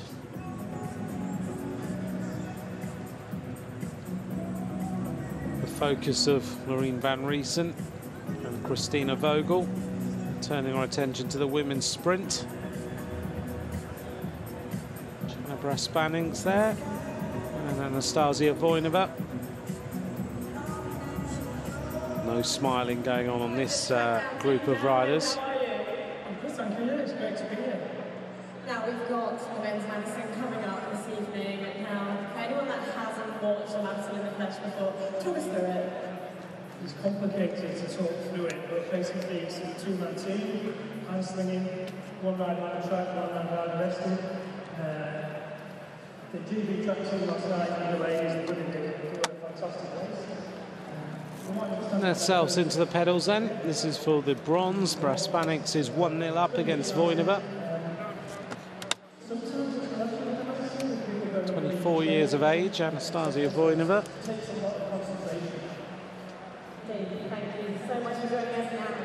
Silver medalist in the team sprint.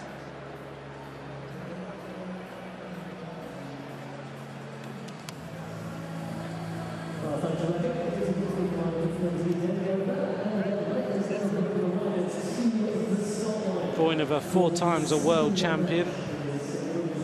2 in the team sprint, 2 in the 500-meter time trial.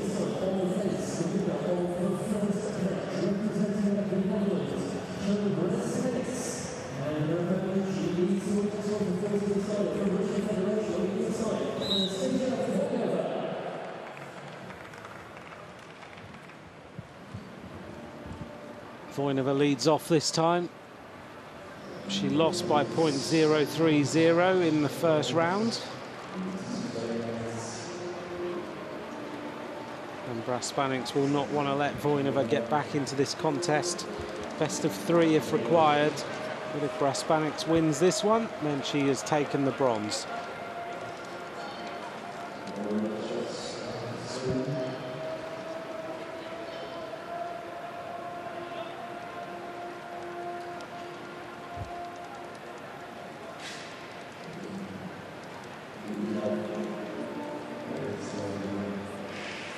Nice and steady at the moment. On the Côte d'Azur, the blue area at the bottom of the track. Now they make their way onto the boards.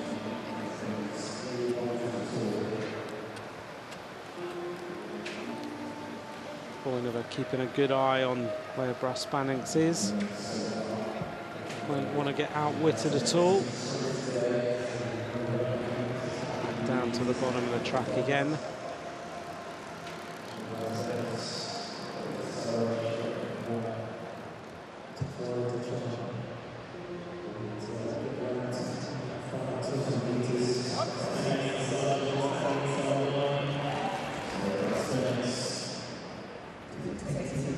Praspanics opens up the sprint now. Voinova trying to get back in onto the wheel, which she does safely.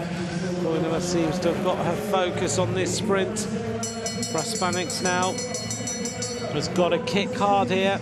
She's got Voinova right in her slipstream. Now she needs to really keep the pressure on. Voinova has ridden a clever race here. She's been right in the slipstream. Has she got the legs to go past?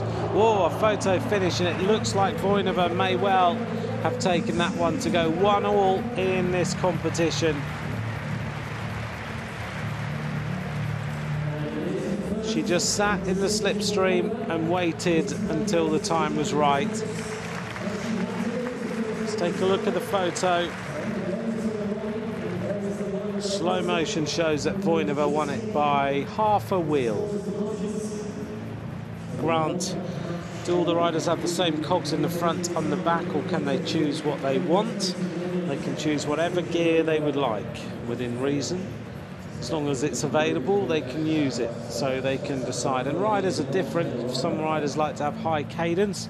Some riders like to have just a huge gear on the bike. So it depends the style of rider you are, and what twitch fibers you have in your legs, and also how you're feeling at any particular time. So they'll choose exactly what gear they want to ride, and then they'll rely on their mechanic who's in the centre of the track to put the right gear on the bike, and everything is okay. Gears certainly are getting bigger, and in team pursuiting they're getting quite large. Christina Vogel 1-0 up against Loreen van Riesen. This is the sprint final for gold, and this is race number 2, so Van Riesen has to win to bring this to a decider.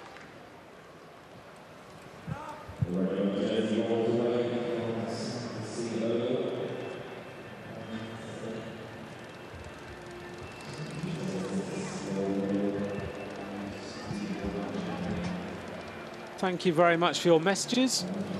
My Twitter feed is @McCrossan if you want to ask any more questions, but thank you to all of you for watching. Christina Vogel on the front, you can see the little touches on that, the sleeves of that skin suit, which will help cut through the air. They'll create a bit of turbulence so the air doesn't stick.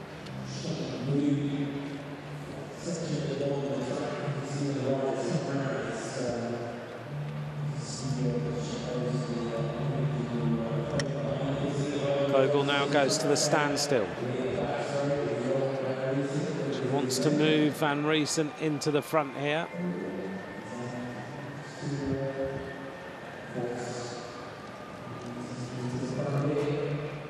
Tactically trying everything she can.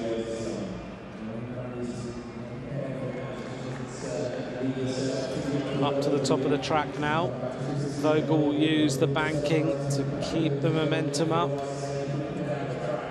Opening up the gas a little bit more. Van Riesen trying to come back before the end of this lap.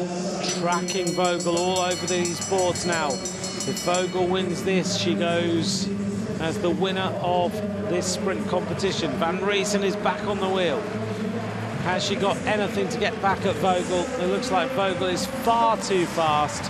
Christina Vogel, 9 times world champion. She wins that one. Much, much faster. 2-0 to Christina Vogel. She takes the sprint yet again in the World Cup.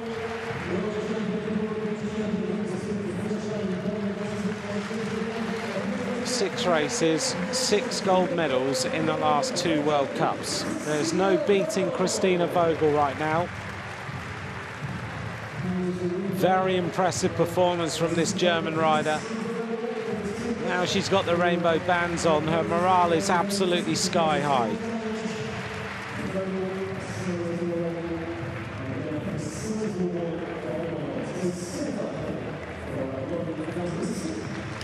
Christina Vogel celebrates.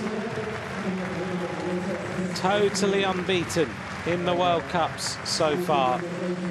Van Riesen will be happy with the silver medal, I'm sure. Getting closer and closer all the time to the dream of winning gold.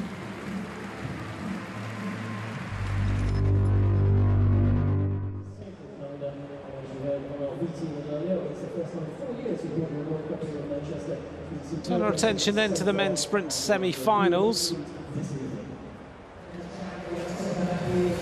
we're up here with Lavreysen against Buchli. 2 laps to go as they go shoulder to shoulder. Very big sprint here between these two riders. Buchli in the blue, Lavreysen in the orange. Final lap then hitting the line. 70.299 kilometers an hour. Lavreysen beats Buchli.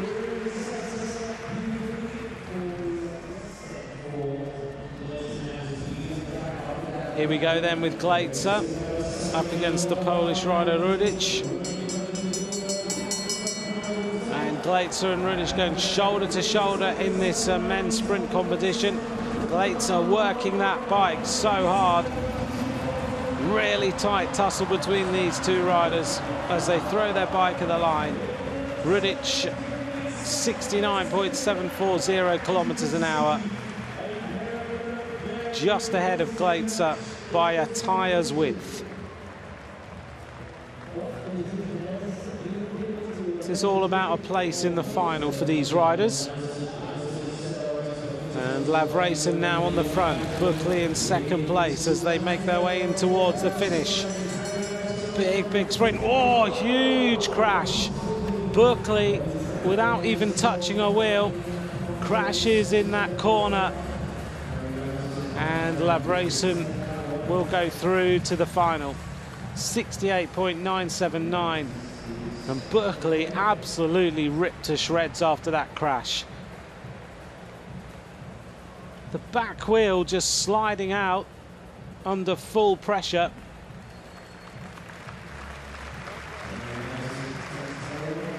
Buchli getting up.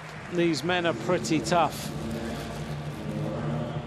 So about who will go through to the next round. Gleitzer on the front, Rudic in the red and white. Gleitzer now accelerating hard. Rudic has the advantage of a 1-0 so far, shoulder to shoulder. And they go for the line. Rudic takes it again. 69.058 kilometers an hour. He goes through to ride for the gold medal. Buchli decided not to contest the gold medal, the bronze medal, sorry. So no bronze medal ride-off. The sprint for gold between Lavreysen and Rudic.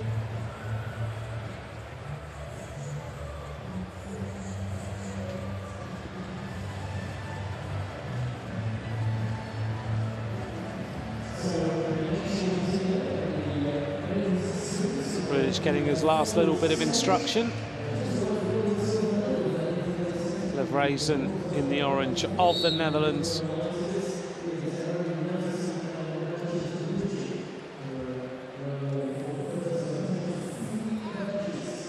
Men's sprint last time. Gleitzer won ahead of Rudic and Dawkins. So Rudic looking here to make the silver medal a gold medal.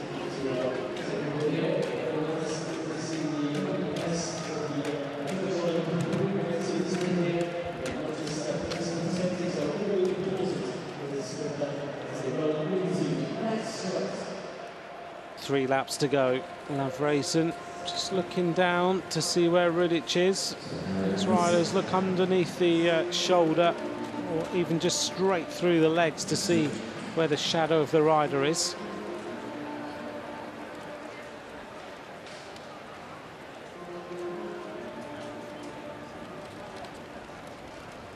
Buchli then looking to recover after that bad crash.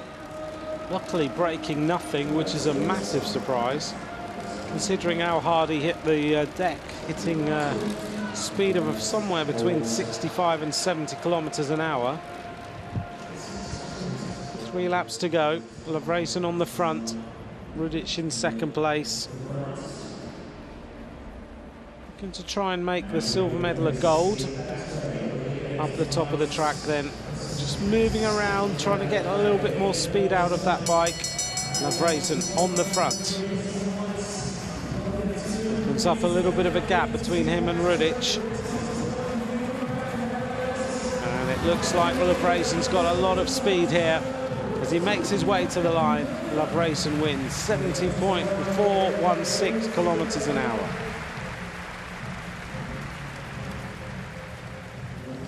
Race number 2 for the gold medal. This is a recap of the men's sprint. Loverason 1-0 up. Rudic has to come back to take it to a decider.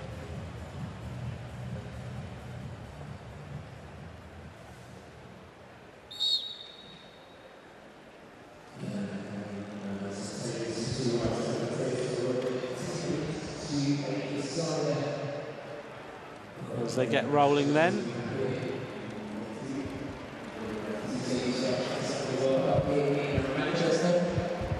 Rudic has got to get himself back on terms here.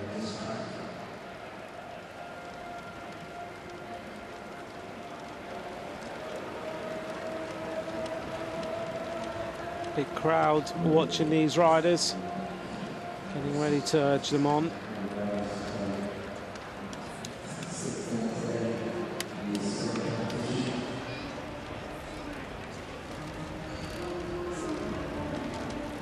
Loverason sits right back in the saddle on this bike. Starting to accelerate a little bit more now. Rudic has a more forward, urgent style. 3 laps to go. Comes up to 2 laps to go now. Loverason looking for a little bit more speed. Goes to the top of the track again. Now they really start to open up the speed. Loverason going to the front. He looks to have a little bit more of the impetus than Rudic does, who has given up. Loverason is going to win the gold medal. Makes his way to the finish. Well over 70 kilometers an hour, 70.114. And he takes the gold medal here in the World Cup. Very impressive by the Dutch rider, Loverason. Very happy with that round of racing. He got everything absolutely right.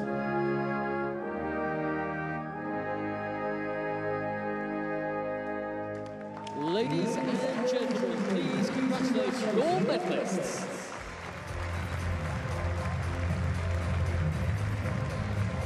There's the podium. Last week it was hard for me because I did a lot of things before the Tissot and keirin, so I couldn't finish the sprint tournament, but this time I could and I did, so I'm really happy with it.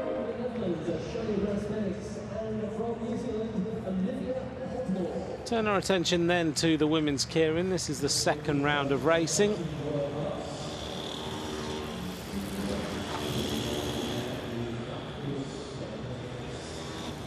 And the riders all up here on the track.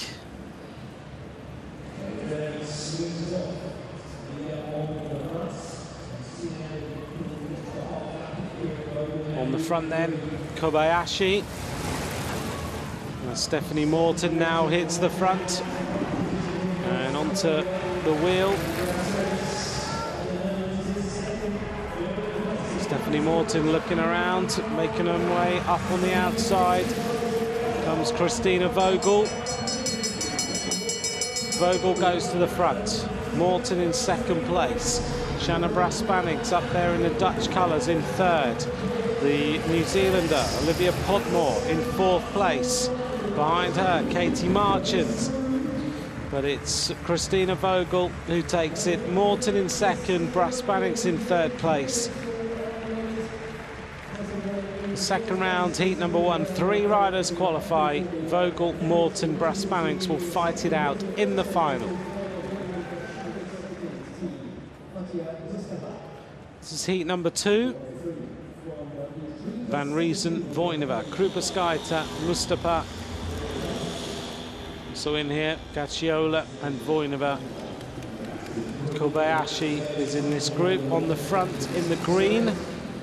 Looking around at the rider just behind her. Mustafa, Voinova right at the back of the group. 3 laps to go. 3 riders will go through. Kobayashi on the front, now being overtaken by Krupaskaita.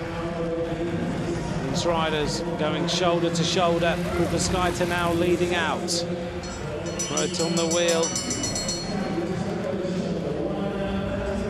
Voinova trying to move up on the outside. Krupaskaite still there. Oh, a little bit of bumping and barging going on. That was very, very close to a crash as Krupaskaite takes it ahead of the Malaysian rider Mustafa. Krupaskaite still so competitive. So Krupaskaite, Mustafa and Kobayashi go through to the final.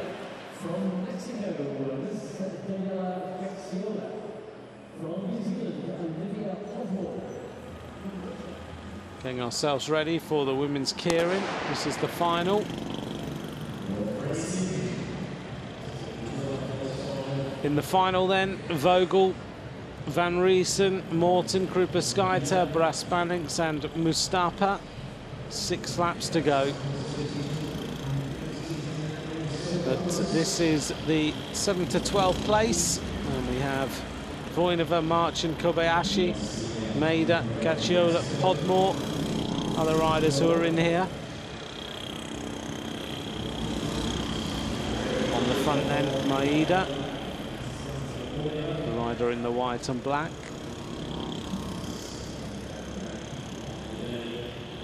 Katie Marchant in the colours of Great Britain. On the back then is Anastasia Voinova. This decides 7th to 12th places.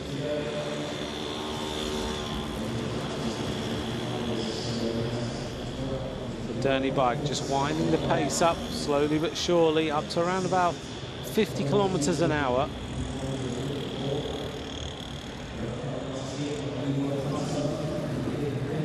Kobayashi in the green. Right on the wheel is Gacciola of Mexico in the red. Katie Marchant in the blue and white moves up towards the front. Tight in there right now. The New Zealander Olivia Podmore being squeezed out a little bit. Anastasia Voinova goes to the front. Voinova in the colours of the Russian Federation in the red and white. The bell goes. Voinova turning up the pressure here on Katie Marchant. Marchant trying to get back on the wheel of Anastasia Voinova. As they make their way round to complete the lap, it's Voinova who takes it. 7th place to her, Marchant in 8th and Kobayashi in 9th place. The average speed for the last 200 over 62 kilometres an hour.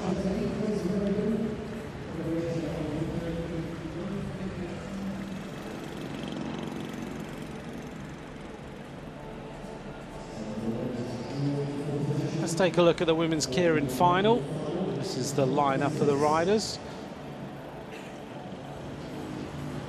Stephanie Morton of Australia.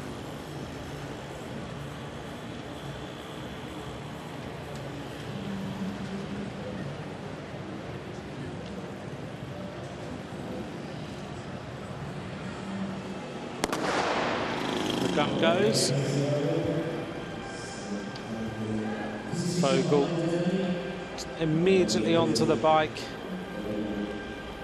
Stephanie Morton in here. Commonwealth Sprint champion, silver medalist in the World Championships in the sprint. Finished second to Christina Vogel.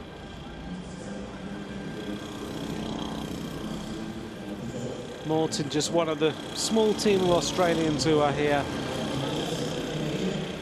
They're just settling down after all the changes at Australian cycling, including the change of their performance director, who's now Simon Jones. A few of their coaches have left to go to other nations, but they're just building everything, getting ready for their assault on the Tokyo Olympic Games. 4 laps to go. Vogel on the front, Krupaskaite in 2nd place. Very Little bit of moving around going on. Morton goes to the front. Immediately onto the wheel goes Shannon Braspanix. Morton on the front now. Vogel moving up on the outside in the colours of the world champion. Morton looking good. Vogel moves up now. Braspanix is in there as well. They hit the bell. 1 lap to go. Little bit of bumping and barging going on. Oh, a big crash. Morton hits the deck. Krupa Sky tips the deck. That was a huge crash. Christina Vogel now on the front. On her wheel is Braspanix, who will be 2nd place. Van Riesen was in 3rd, but 3 riders hitting the deck very, very heavily then. Vogel on the front. Morton touches her wheel. A big, big crash. Immediately over the top goes Mustafa. Krupa Skyter also hits the deck. A huge crash. Vogel wins it.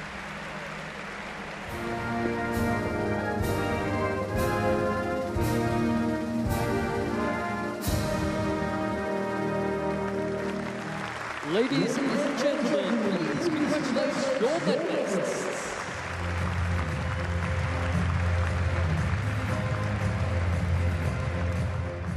Yeah, it is always when riders go full gas, there's not that much space to handle.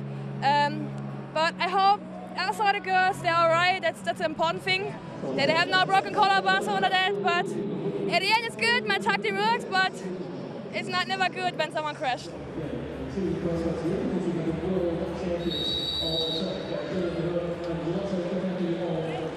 Let's take a look back then at the women's Madison, which happened yesterday. 43 laps to go. And the Madison for women will be in the Olympic Games in Tokyo. On the front then, Lydia Boylan. The world champions are in here, and they are the Belgian pairing wearing the rainbow bands, Jolien Dora and Lotte Kopecky. There we see them. Katie Archibald on the front, Kopecky and Jolien Dora throwing each other into the action. They have been not beaten in a Madison since they won the world title. Big acceleration by Lotte Kopecky, immediately joined by Eleanor Barker. Eleanor Barker, an Olympic champion in the team pursuit. 40 laps to go, and the British pairing of Barker and Archibald unbeaten in the sprint so far in this Madison. Real tussle.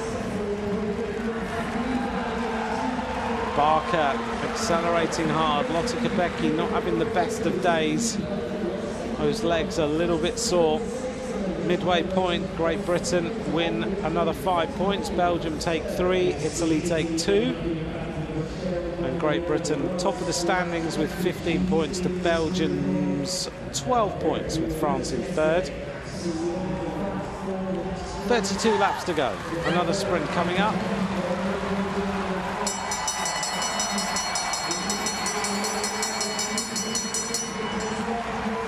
And Archibald putting in a huge acceleration at the front. The Belgian squad trying to get back on terms. Archibald taking 5, 3 to Belgium again. And Archibald continuing with the attack. This is a big acceleration by these two squads now at the front of this women's Madison. But the Belgians unbeaten. They're not going to go down without a fight here. Sprint number 5, 5 points to Britain, 3 to Belgium, 2 to Poland. The Polish team, Victoria Pukilik, 20 points now to Great Britain, 15 to Belgium, 21 laps to go. The Polish team, Pukilik and Plosage, 4 teams at the front. This has been a non-stop battle. Barker and Archibald dishing out some pain to everyone else. Another 5 points to the British pair. The first time they've ever ridden a Madison together, and they are dominating this Madison very nicely indeed. Another 5 points. Only 2 more sprints remain. And it's consistently Great Britain and Belgium picking up all the points at the top. And Great Britain now with 25 and Belgium with 18.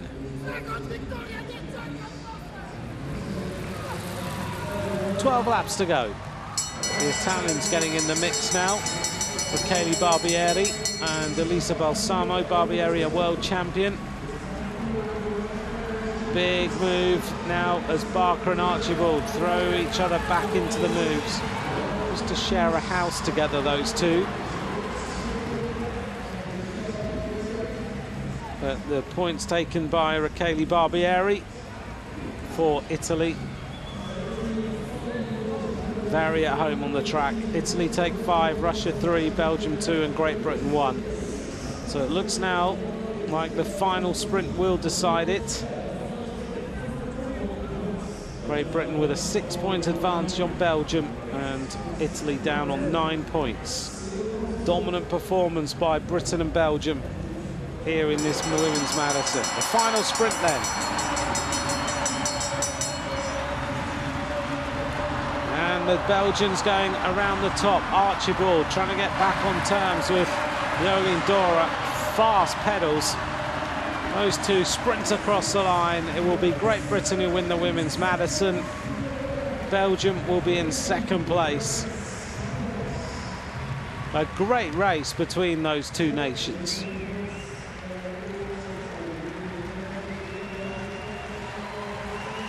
Archibald all smiles after she's recovered.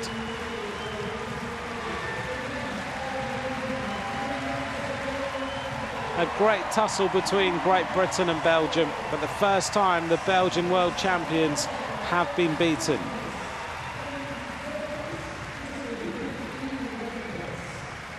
Great Britain win, 2 points ahead of Belgium, with Italy in 3rd place.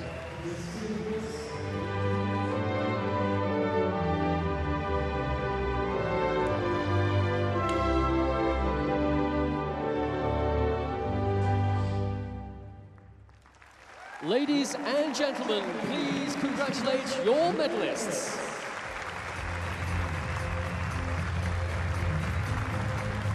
I've done quite a few Madisons this year and come really close to a win, but never actually had one. So yeah, I'm quite glad that we've saved it for a home race. We're trying to, I guess, buffer all of our experience by having as many partners as possible, which is probably how we've ended up only just pairing, but I mean, it's gone all right, hasn't it? It certainly did go okay. We're in the men's Madison now. France are leading after 4 sprints with 13 points to Denmark's 8. Great Britain with 8. Belgium now on 5 and the Netherlands on 3. Just a reminder then that the Madison, 71 laps to go. 20 points if you gain a lap. And we're seeing Ireland at the front, trying to score some points here. Ireland go across the line to take the points ahead of Belgium. So that will help Belgium's tally. Felix English scoring the points there for the Irish squad. Ireland featured in the Madisons recently. 5 points to them. Belgium with 3, Britain with 2, New Zealand with 1. So the standings then, France with a 3-point advantage on Britain with 10 points. Belgium and Denmark tied on 8.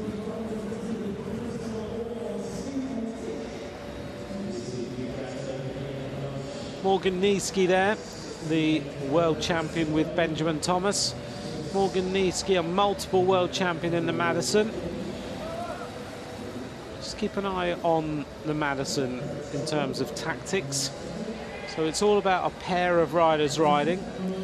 You'll notice a string of riders riding around the bottom of the track and riders riding around the top more slowly.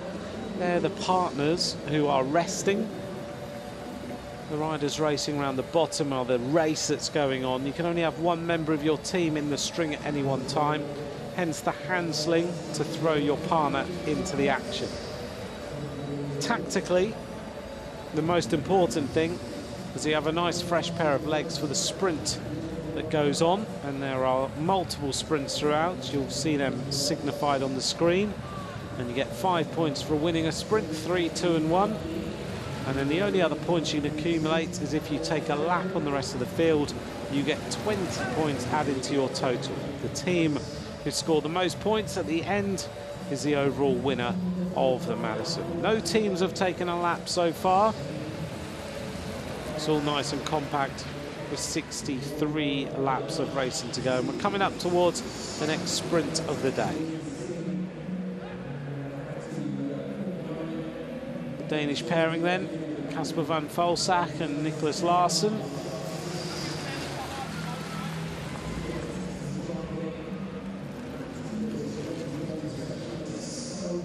Just keeping the tempo nice and high. The world champions slinging their rider into the action. Great Britain involved here with Mark Stewart and Chris Latham. The bell goes for the next sprint of the day. 5 points on offer this time. And it is Denmark with Nicholas Larsen here, who's on the front. It is Nicholas Larsen leading out. And he goes across the line with 5 points. So Larsen took the maximum points that time. On the wheel was one of the French riders. 3 points to them, 2 to Britain and 1 to Germany. Midway point of the Madison then. France leads 16 points to 13 for Denmark and Great Britain on 12, with Belgium and Ireland still up there on the standings with a few points accumulated. Remember, if you're a team, you can decide to go for laps. Sometimes the tactic of a team is to go just for laps and not score in the intermediate sprints along the way. So it's got to work out really what works for the strength of your team. Poland going clear with Staniszewski and Cholarski.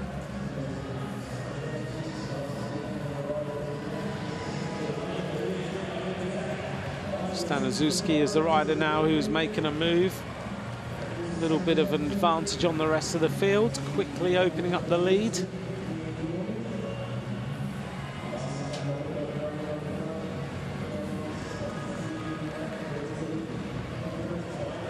There's the Danish rider Nicholas Larsen jumping into that group of riders. The Polish rider now has half a lap on the rest of the field. This would give him 20 points if he manages to close up.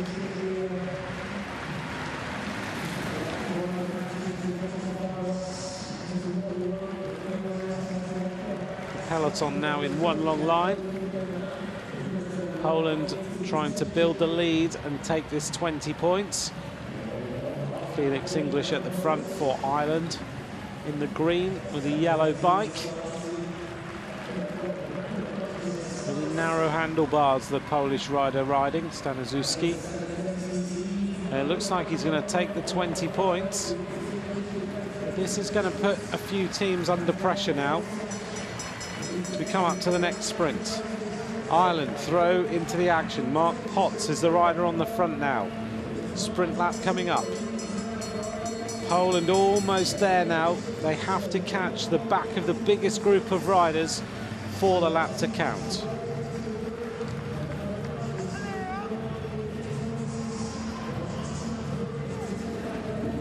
Big sprint there by the French squad, but still the Polish rider looking now to close up on the back of the group and to be credited with the 20 points. Poland 5 points, France 3, Denmark 2, Ireland with 1.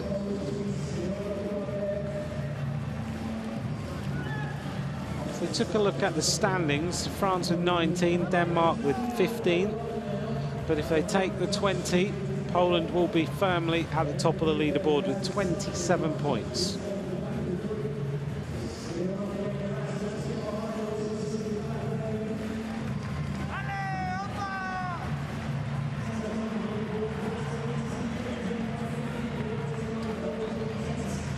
Coming up now to the back of the string of riders, the team in red and white, they're almost there. Poland about to go to the top of the leaderboard. Staniszewski and Czelarski. That last little bit of work to do. The Belgian squad decide to go on the attack. One of the most famous pairings in Madison racing. Kenny de Ketelaere and Moreno de Pauw. This Polish rider just has to hope that the pace of the peloton will calm down. The judge there pointing to them as the leader of the race. De Ketelaere and de Pauw going clear now, 44 laps to go. Polish rider needs just one big effort to get onto that back of the group. That will put them up 20 points. And then they will be at the top of the leaderboard until de Ketelaere and de Pauw catch the rest of the field.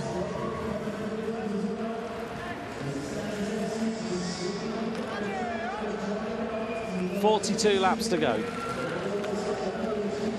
This race is firmly stretched now. 1 lap to go to the next sprint.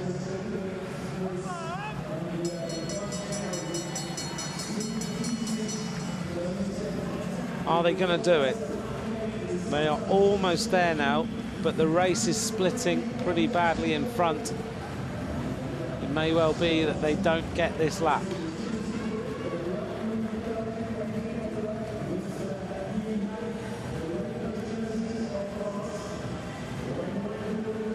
The Polish team have worked so hard for this, but this group of riders behind them are causing them a few problems now.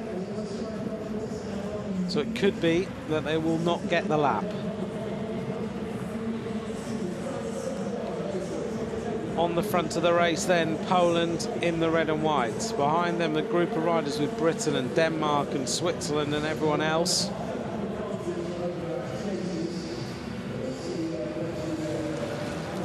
The Polish team still leading. Here's the results of sprint number 8. Poland with 5, Belgium with 3. Then the Dutch took 2, France took 1 point.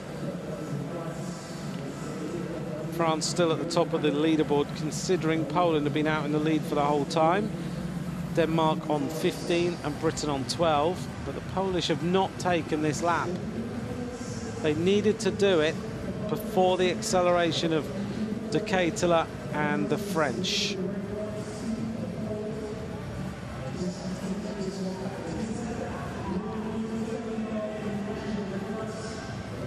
It looks like this race is going to come back together any moment.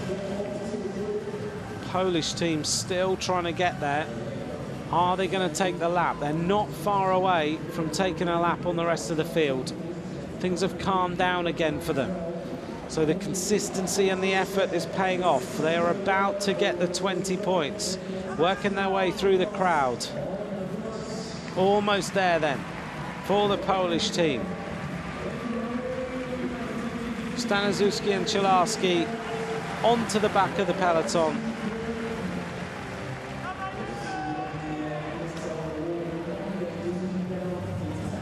Those legs absolutely singeing in pain right now. 31 laps to go. They just have to stay in the string of riders. They swap over. Good little move by the Polish team then. Wearing number 8 is Czelarski. Now he'll hope that the acceleration of the rest of the riders just slows down and then he can safely get into the string. It's the Belgian team who are putting the pressure on.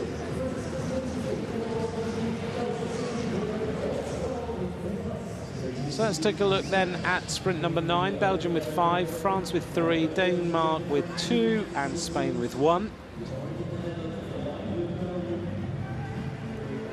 But it looks like the Polish team should take 20 points.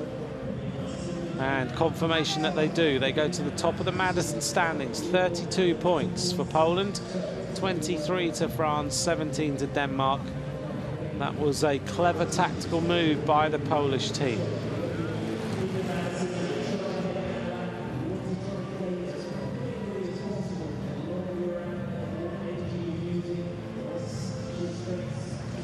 Things have all calmed down now. Denmark make a little bit of an acceleration.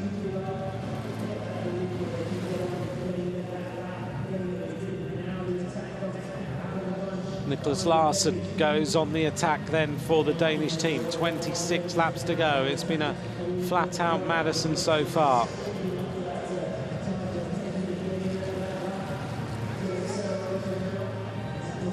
Poland on 32, France on 23. Larsen is looking for 20 points. He's on 17 right now.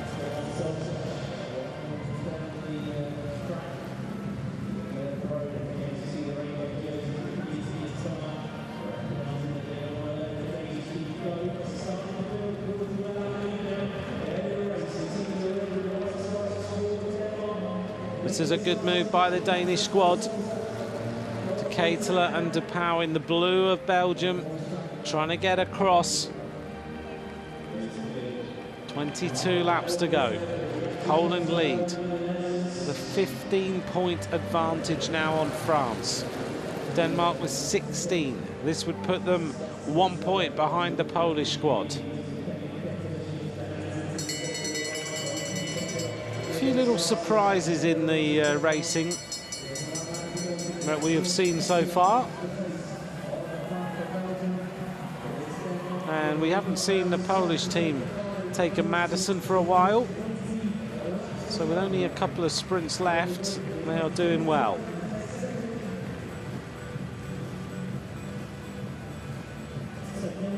Larsen was the rider who went on the attack.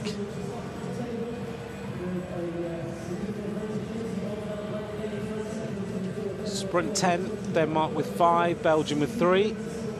France scoring again, but the Polish team now 13 points ahead.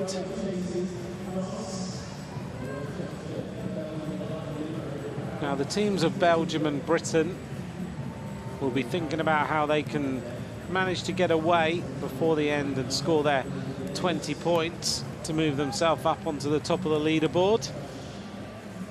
That's exactly what they have to do now. Denmark, third place, 21 points, 17 laps to go.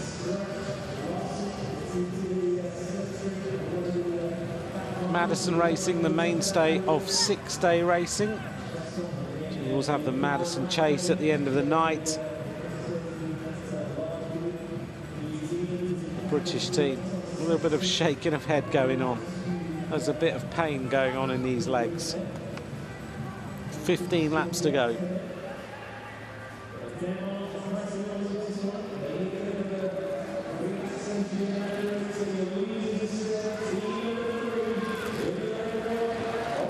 Can anyone manage to get away before the finish?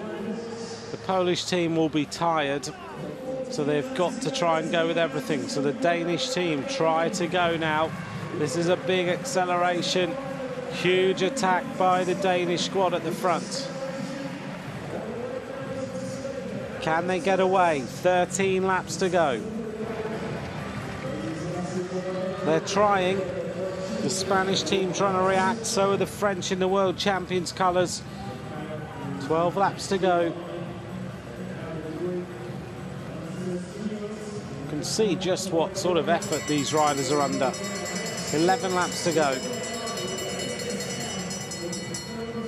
They're right on the front of the saddle, just trying to keep the pressure on, keep the pedals turning.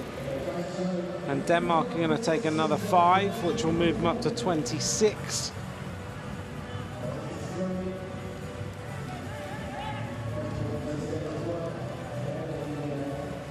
Have they got enough left to try and take the final laps?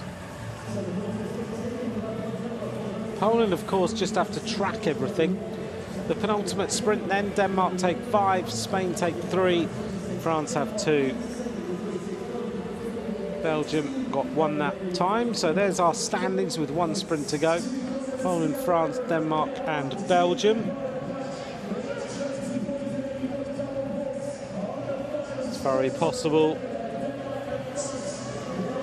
if someone takes a lap, that Poland can lose this.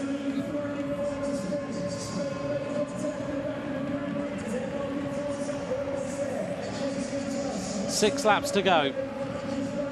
Can Denmark do this? A big, big move now. They're joined in with France. Can they take a lap on the rest of the field?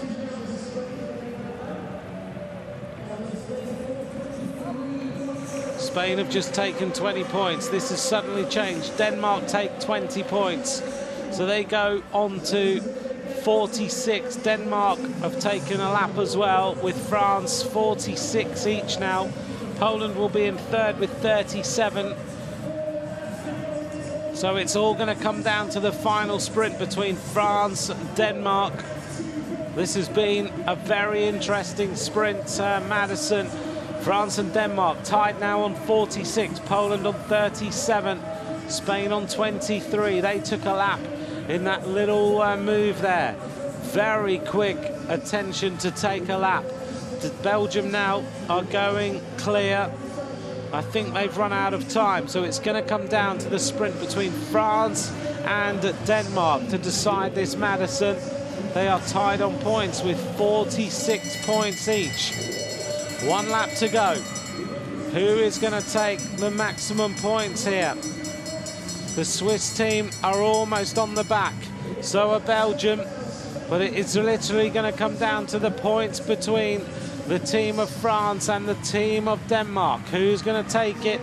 I'm not even sure they're all going to score points. So I think it's literally going to come down to a tie of points. Switzerland, I think, took 10 points. Belgium took 6. They're going to be tied on points with 46 each in that Madison. Switzerland took 10, Belgium took 6, Spain took 4, Italy took 2, which will leave the standings looking like this.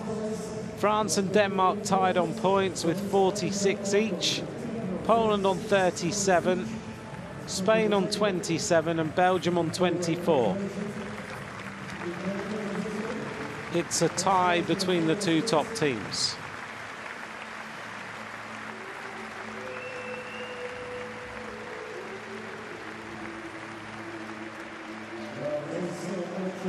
Now, normally it comes down to the position in the final sprint, which would mean Denmark would be the winners of the Madison on that final sprint. But we'll wait for the judges to confirm.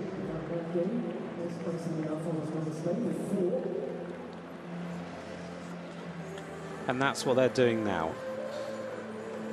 The judges referring to the rule book, which they've got in front of them, and looking at the shots.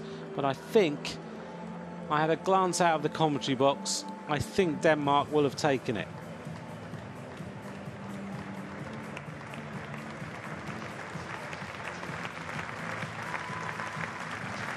Denmark with a great performance. France will take second and Poland will take third. All came down to the last sprint.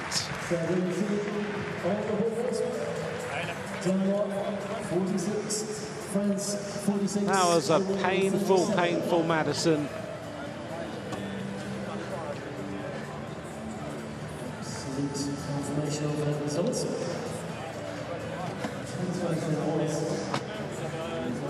That last-ditch attempt by those teams, Spain, France and Denmark, to take 20, put them right up there at the top of the leaderboard.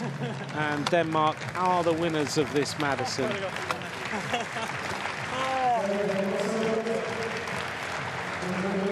Denmark, Larsen and von Folsach.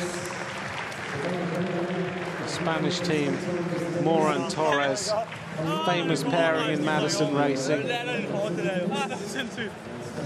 It all came down to where you finished in that final sprint. Confirmation then that Denmark win with 46 points. France also on 46. Poland in third place with 37. Then it's Spain and Belgium and Great Britain and the rest of the nations. Well, what do we make of that? Was 57.25 kilometers per hour average speed for 31.5 minutes. The race time of that Madison, 31.5 minutes. The average speed, 57.250 kilometers an hour. Very, very fast indeed.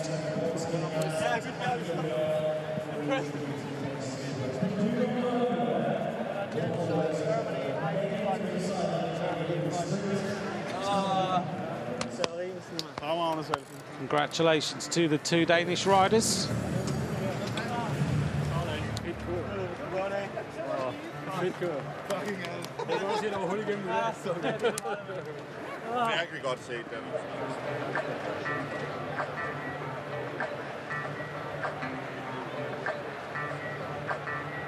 We have a deciding ride in the women's sprint to come up now. Voinova and Braspanings.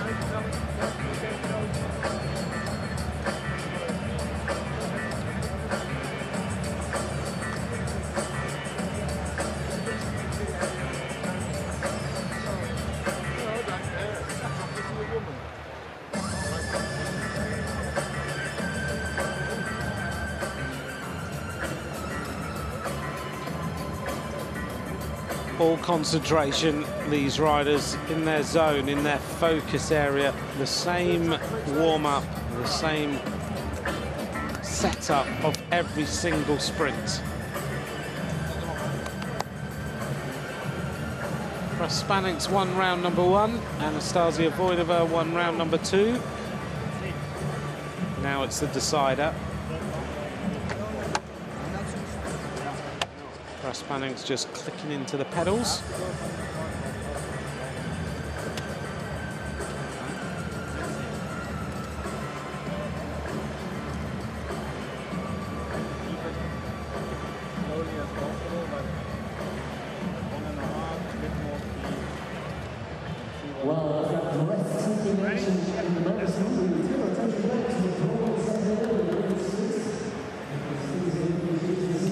Onto the track for these two sprinters. We'll have a little bit of action from the men's and women's team sprint coming up.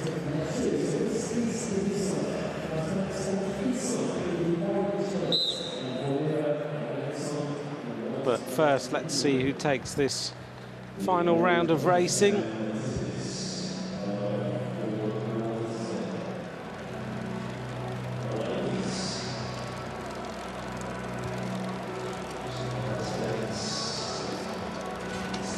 Be interesting to see the tactics of these two riders.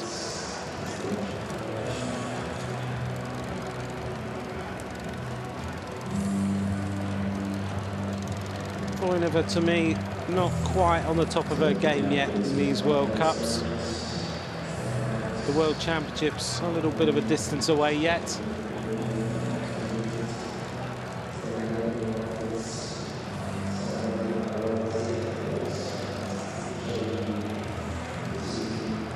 This, of course, is all about the build-up to the World Championships for this season. Braspanings with that little power meter under the saddle to record all the data. Voinova with that real poker face, keeping an eye on her opponent. And they make their way onto the track past the blue line. Stayers line at the top of the track.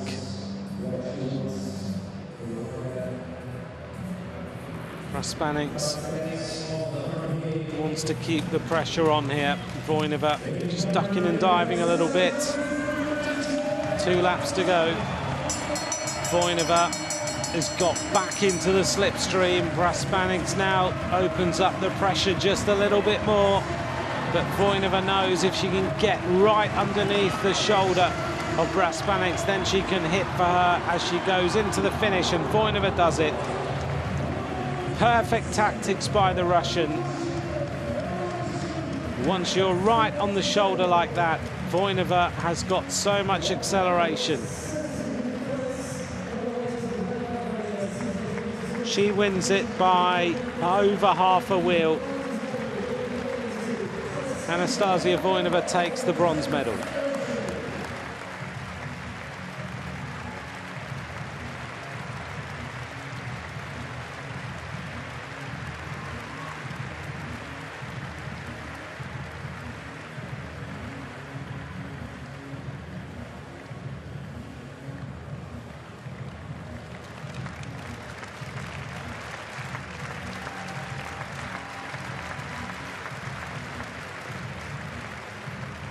Voinova wins half a wheel ahead of Shanna Braspanix.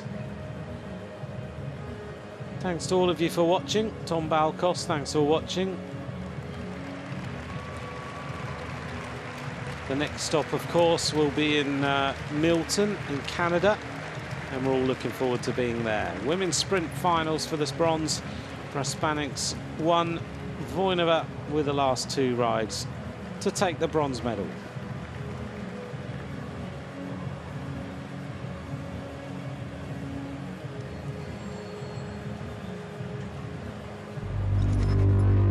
Let's take a look back then at the men's team sprint. And it was the Netherlands against Great Britain for the bronze.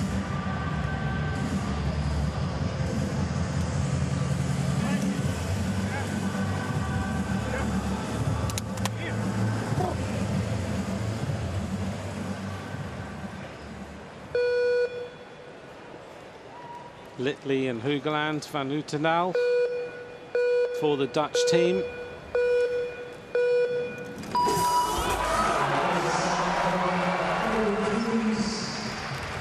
Big start for the Dutch and the Great Britain team.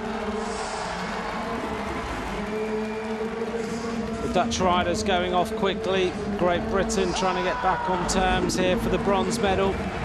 But they go ahead by 0.087. The Dutch a little bit more coherent, but Great Britain are quick. 0.255 ahead of the Dutch squad. Big acceleration, and the Dutch team coming back. 0.137 now. The Dutch go ahead. 0.087 of Great Britain.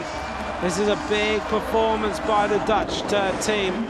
They looked so close together on that second lap. Coming up to the finish, and it is the Netherlands who win. 62.175 kilometers an hour.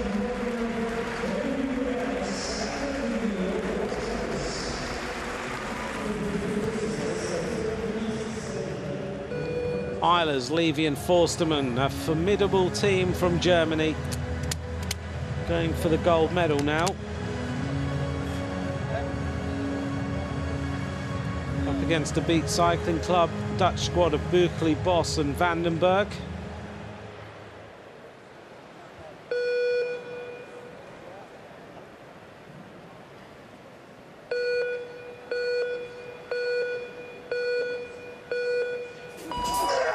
Underway in the men's team sprint. This is the final for the gold medal. The Dutch beat team. The Germans going whacking out of the start here. This is a massive turn into that slipstream, but Beat are ahead by 0.186. So they looked, they didn't look as fast, but they're certainly faster. Germany now starting to accelerate. 0.090 ahead. 0.242 ahead now for the German team. It's Eilers left on the track for Germany in the green socks as he makes his way around the track. Is he going to do it? It is going to be a win for Germany. 43.095. 0.447 ahead.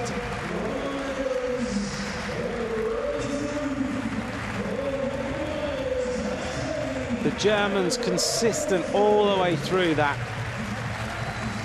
Their second and third men locked together.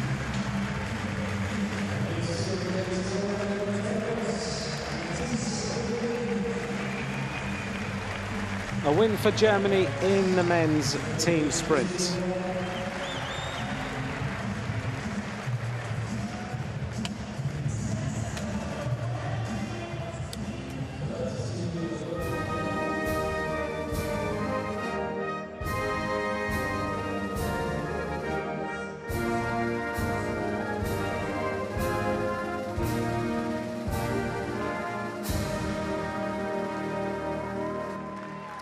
Ladies and gentlemen, please congratulate your medalists.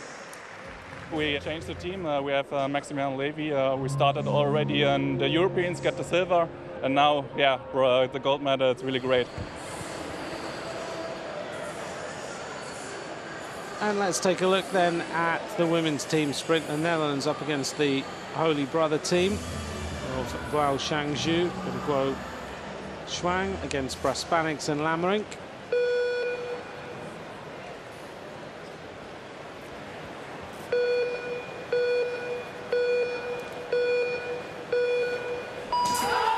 Underway for both these teams in the women's team sprint.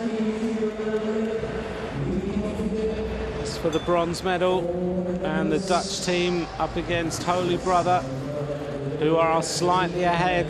This Chinese team, 0.192 ahead as they go through the lap, 0.343 ahead. In the red and white, the Dutch team in the orange trying to come back now at the squad on the other side of the track. 0.190 is the difference as we hit the line then. Oh, so close. But a win for the Holy Brother cycling team. The Chinese team, 33-202. The formidable combination of Christina Vogel and Miriam Velter trying here to win the gold medal against the world champions of Voinova and Shmuleva.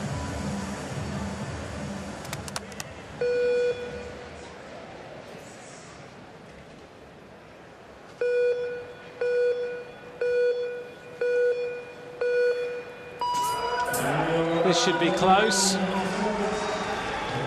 Vogel back on a pink bike. Shmuleva, you'll notice, one white sock, one neon yellow sock. And both the riders doing the same. Little bit of a fun way of starting. 0.172, the Russians are ahead. Vogel now needs to come back. This is going to be a big last lap. The Russian team looking strong. Germany, though, are faster. Look at that, 32.382.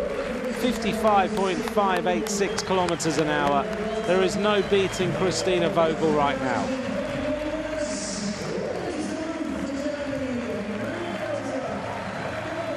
Strong all the way through. A good setup by Miriam Velter. But Christina Vogel has got so much speed in those legs.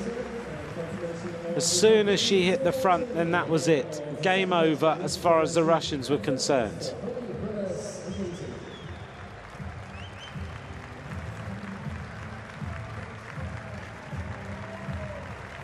Christina Vogel unbeaten on this Manchester track in this World Cup.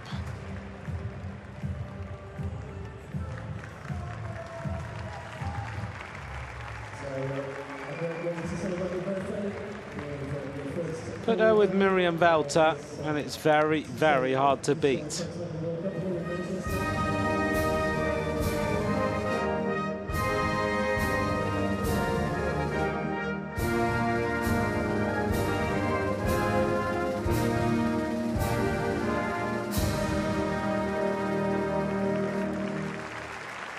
Ladies and gentlemen, your medal winners.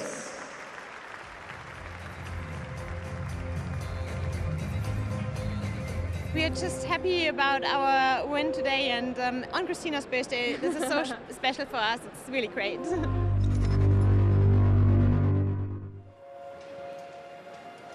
Well, Christina Vogel celebrated her birthday yesterday with a win, and today she's ready to take another victory. The Tissot UCI Track Cycling World Cup in Manchester.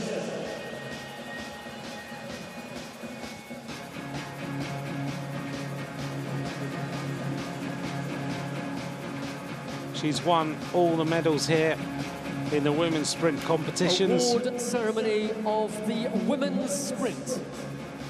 The medals will be presented by Harold Tiedman Hansen, member of the UCI Management Committee. In third place, representing Russian Federation, Anastasia Voinova. Nastasia Voinova takes the bronze medal.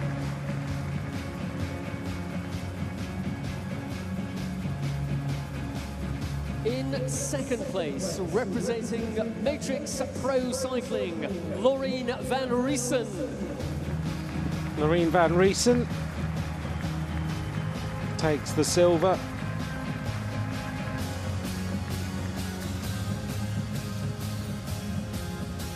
In first place, the winner of the women's sprint, representing Germany, Christina Vogel. Christina Vogel wins another medal.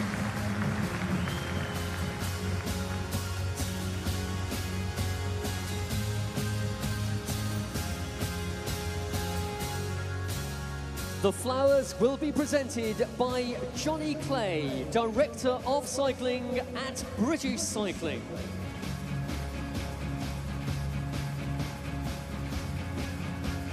Johnny Clay presents the flowers.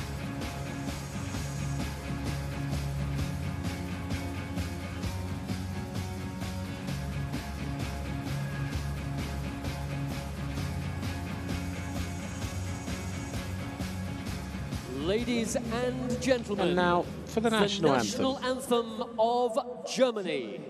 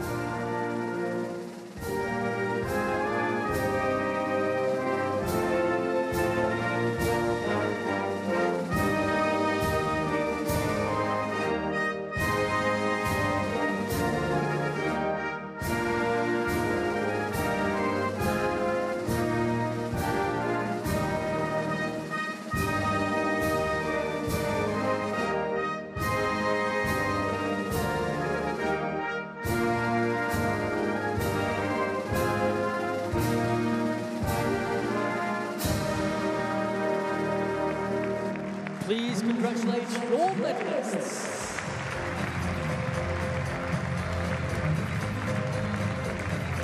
There's our podium. Anastasia Voinova with the bronze, Van Riesen of Matrix with the silver, and Christina Vogel, unbeaten in Manchester, with the gold medal.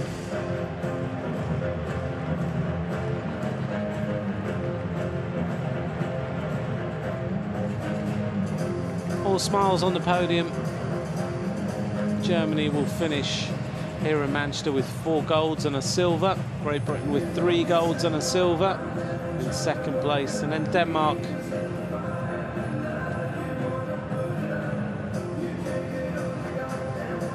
with 1 gold and 2 silvers and 1 bronze. And then the Dutch, the French and Italy are the next in the various places.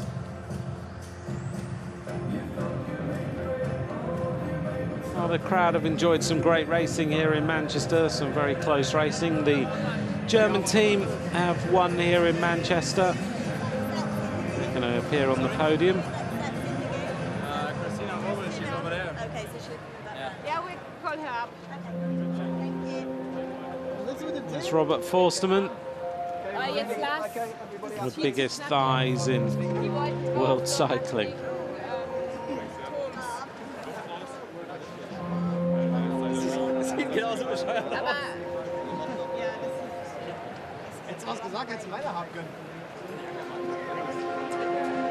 Miriam Velter getting everyone organised.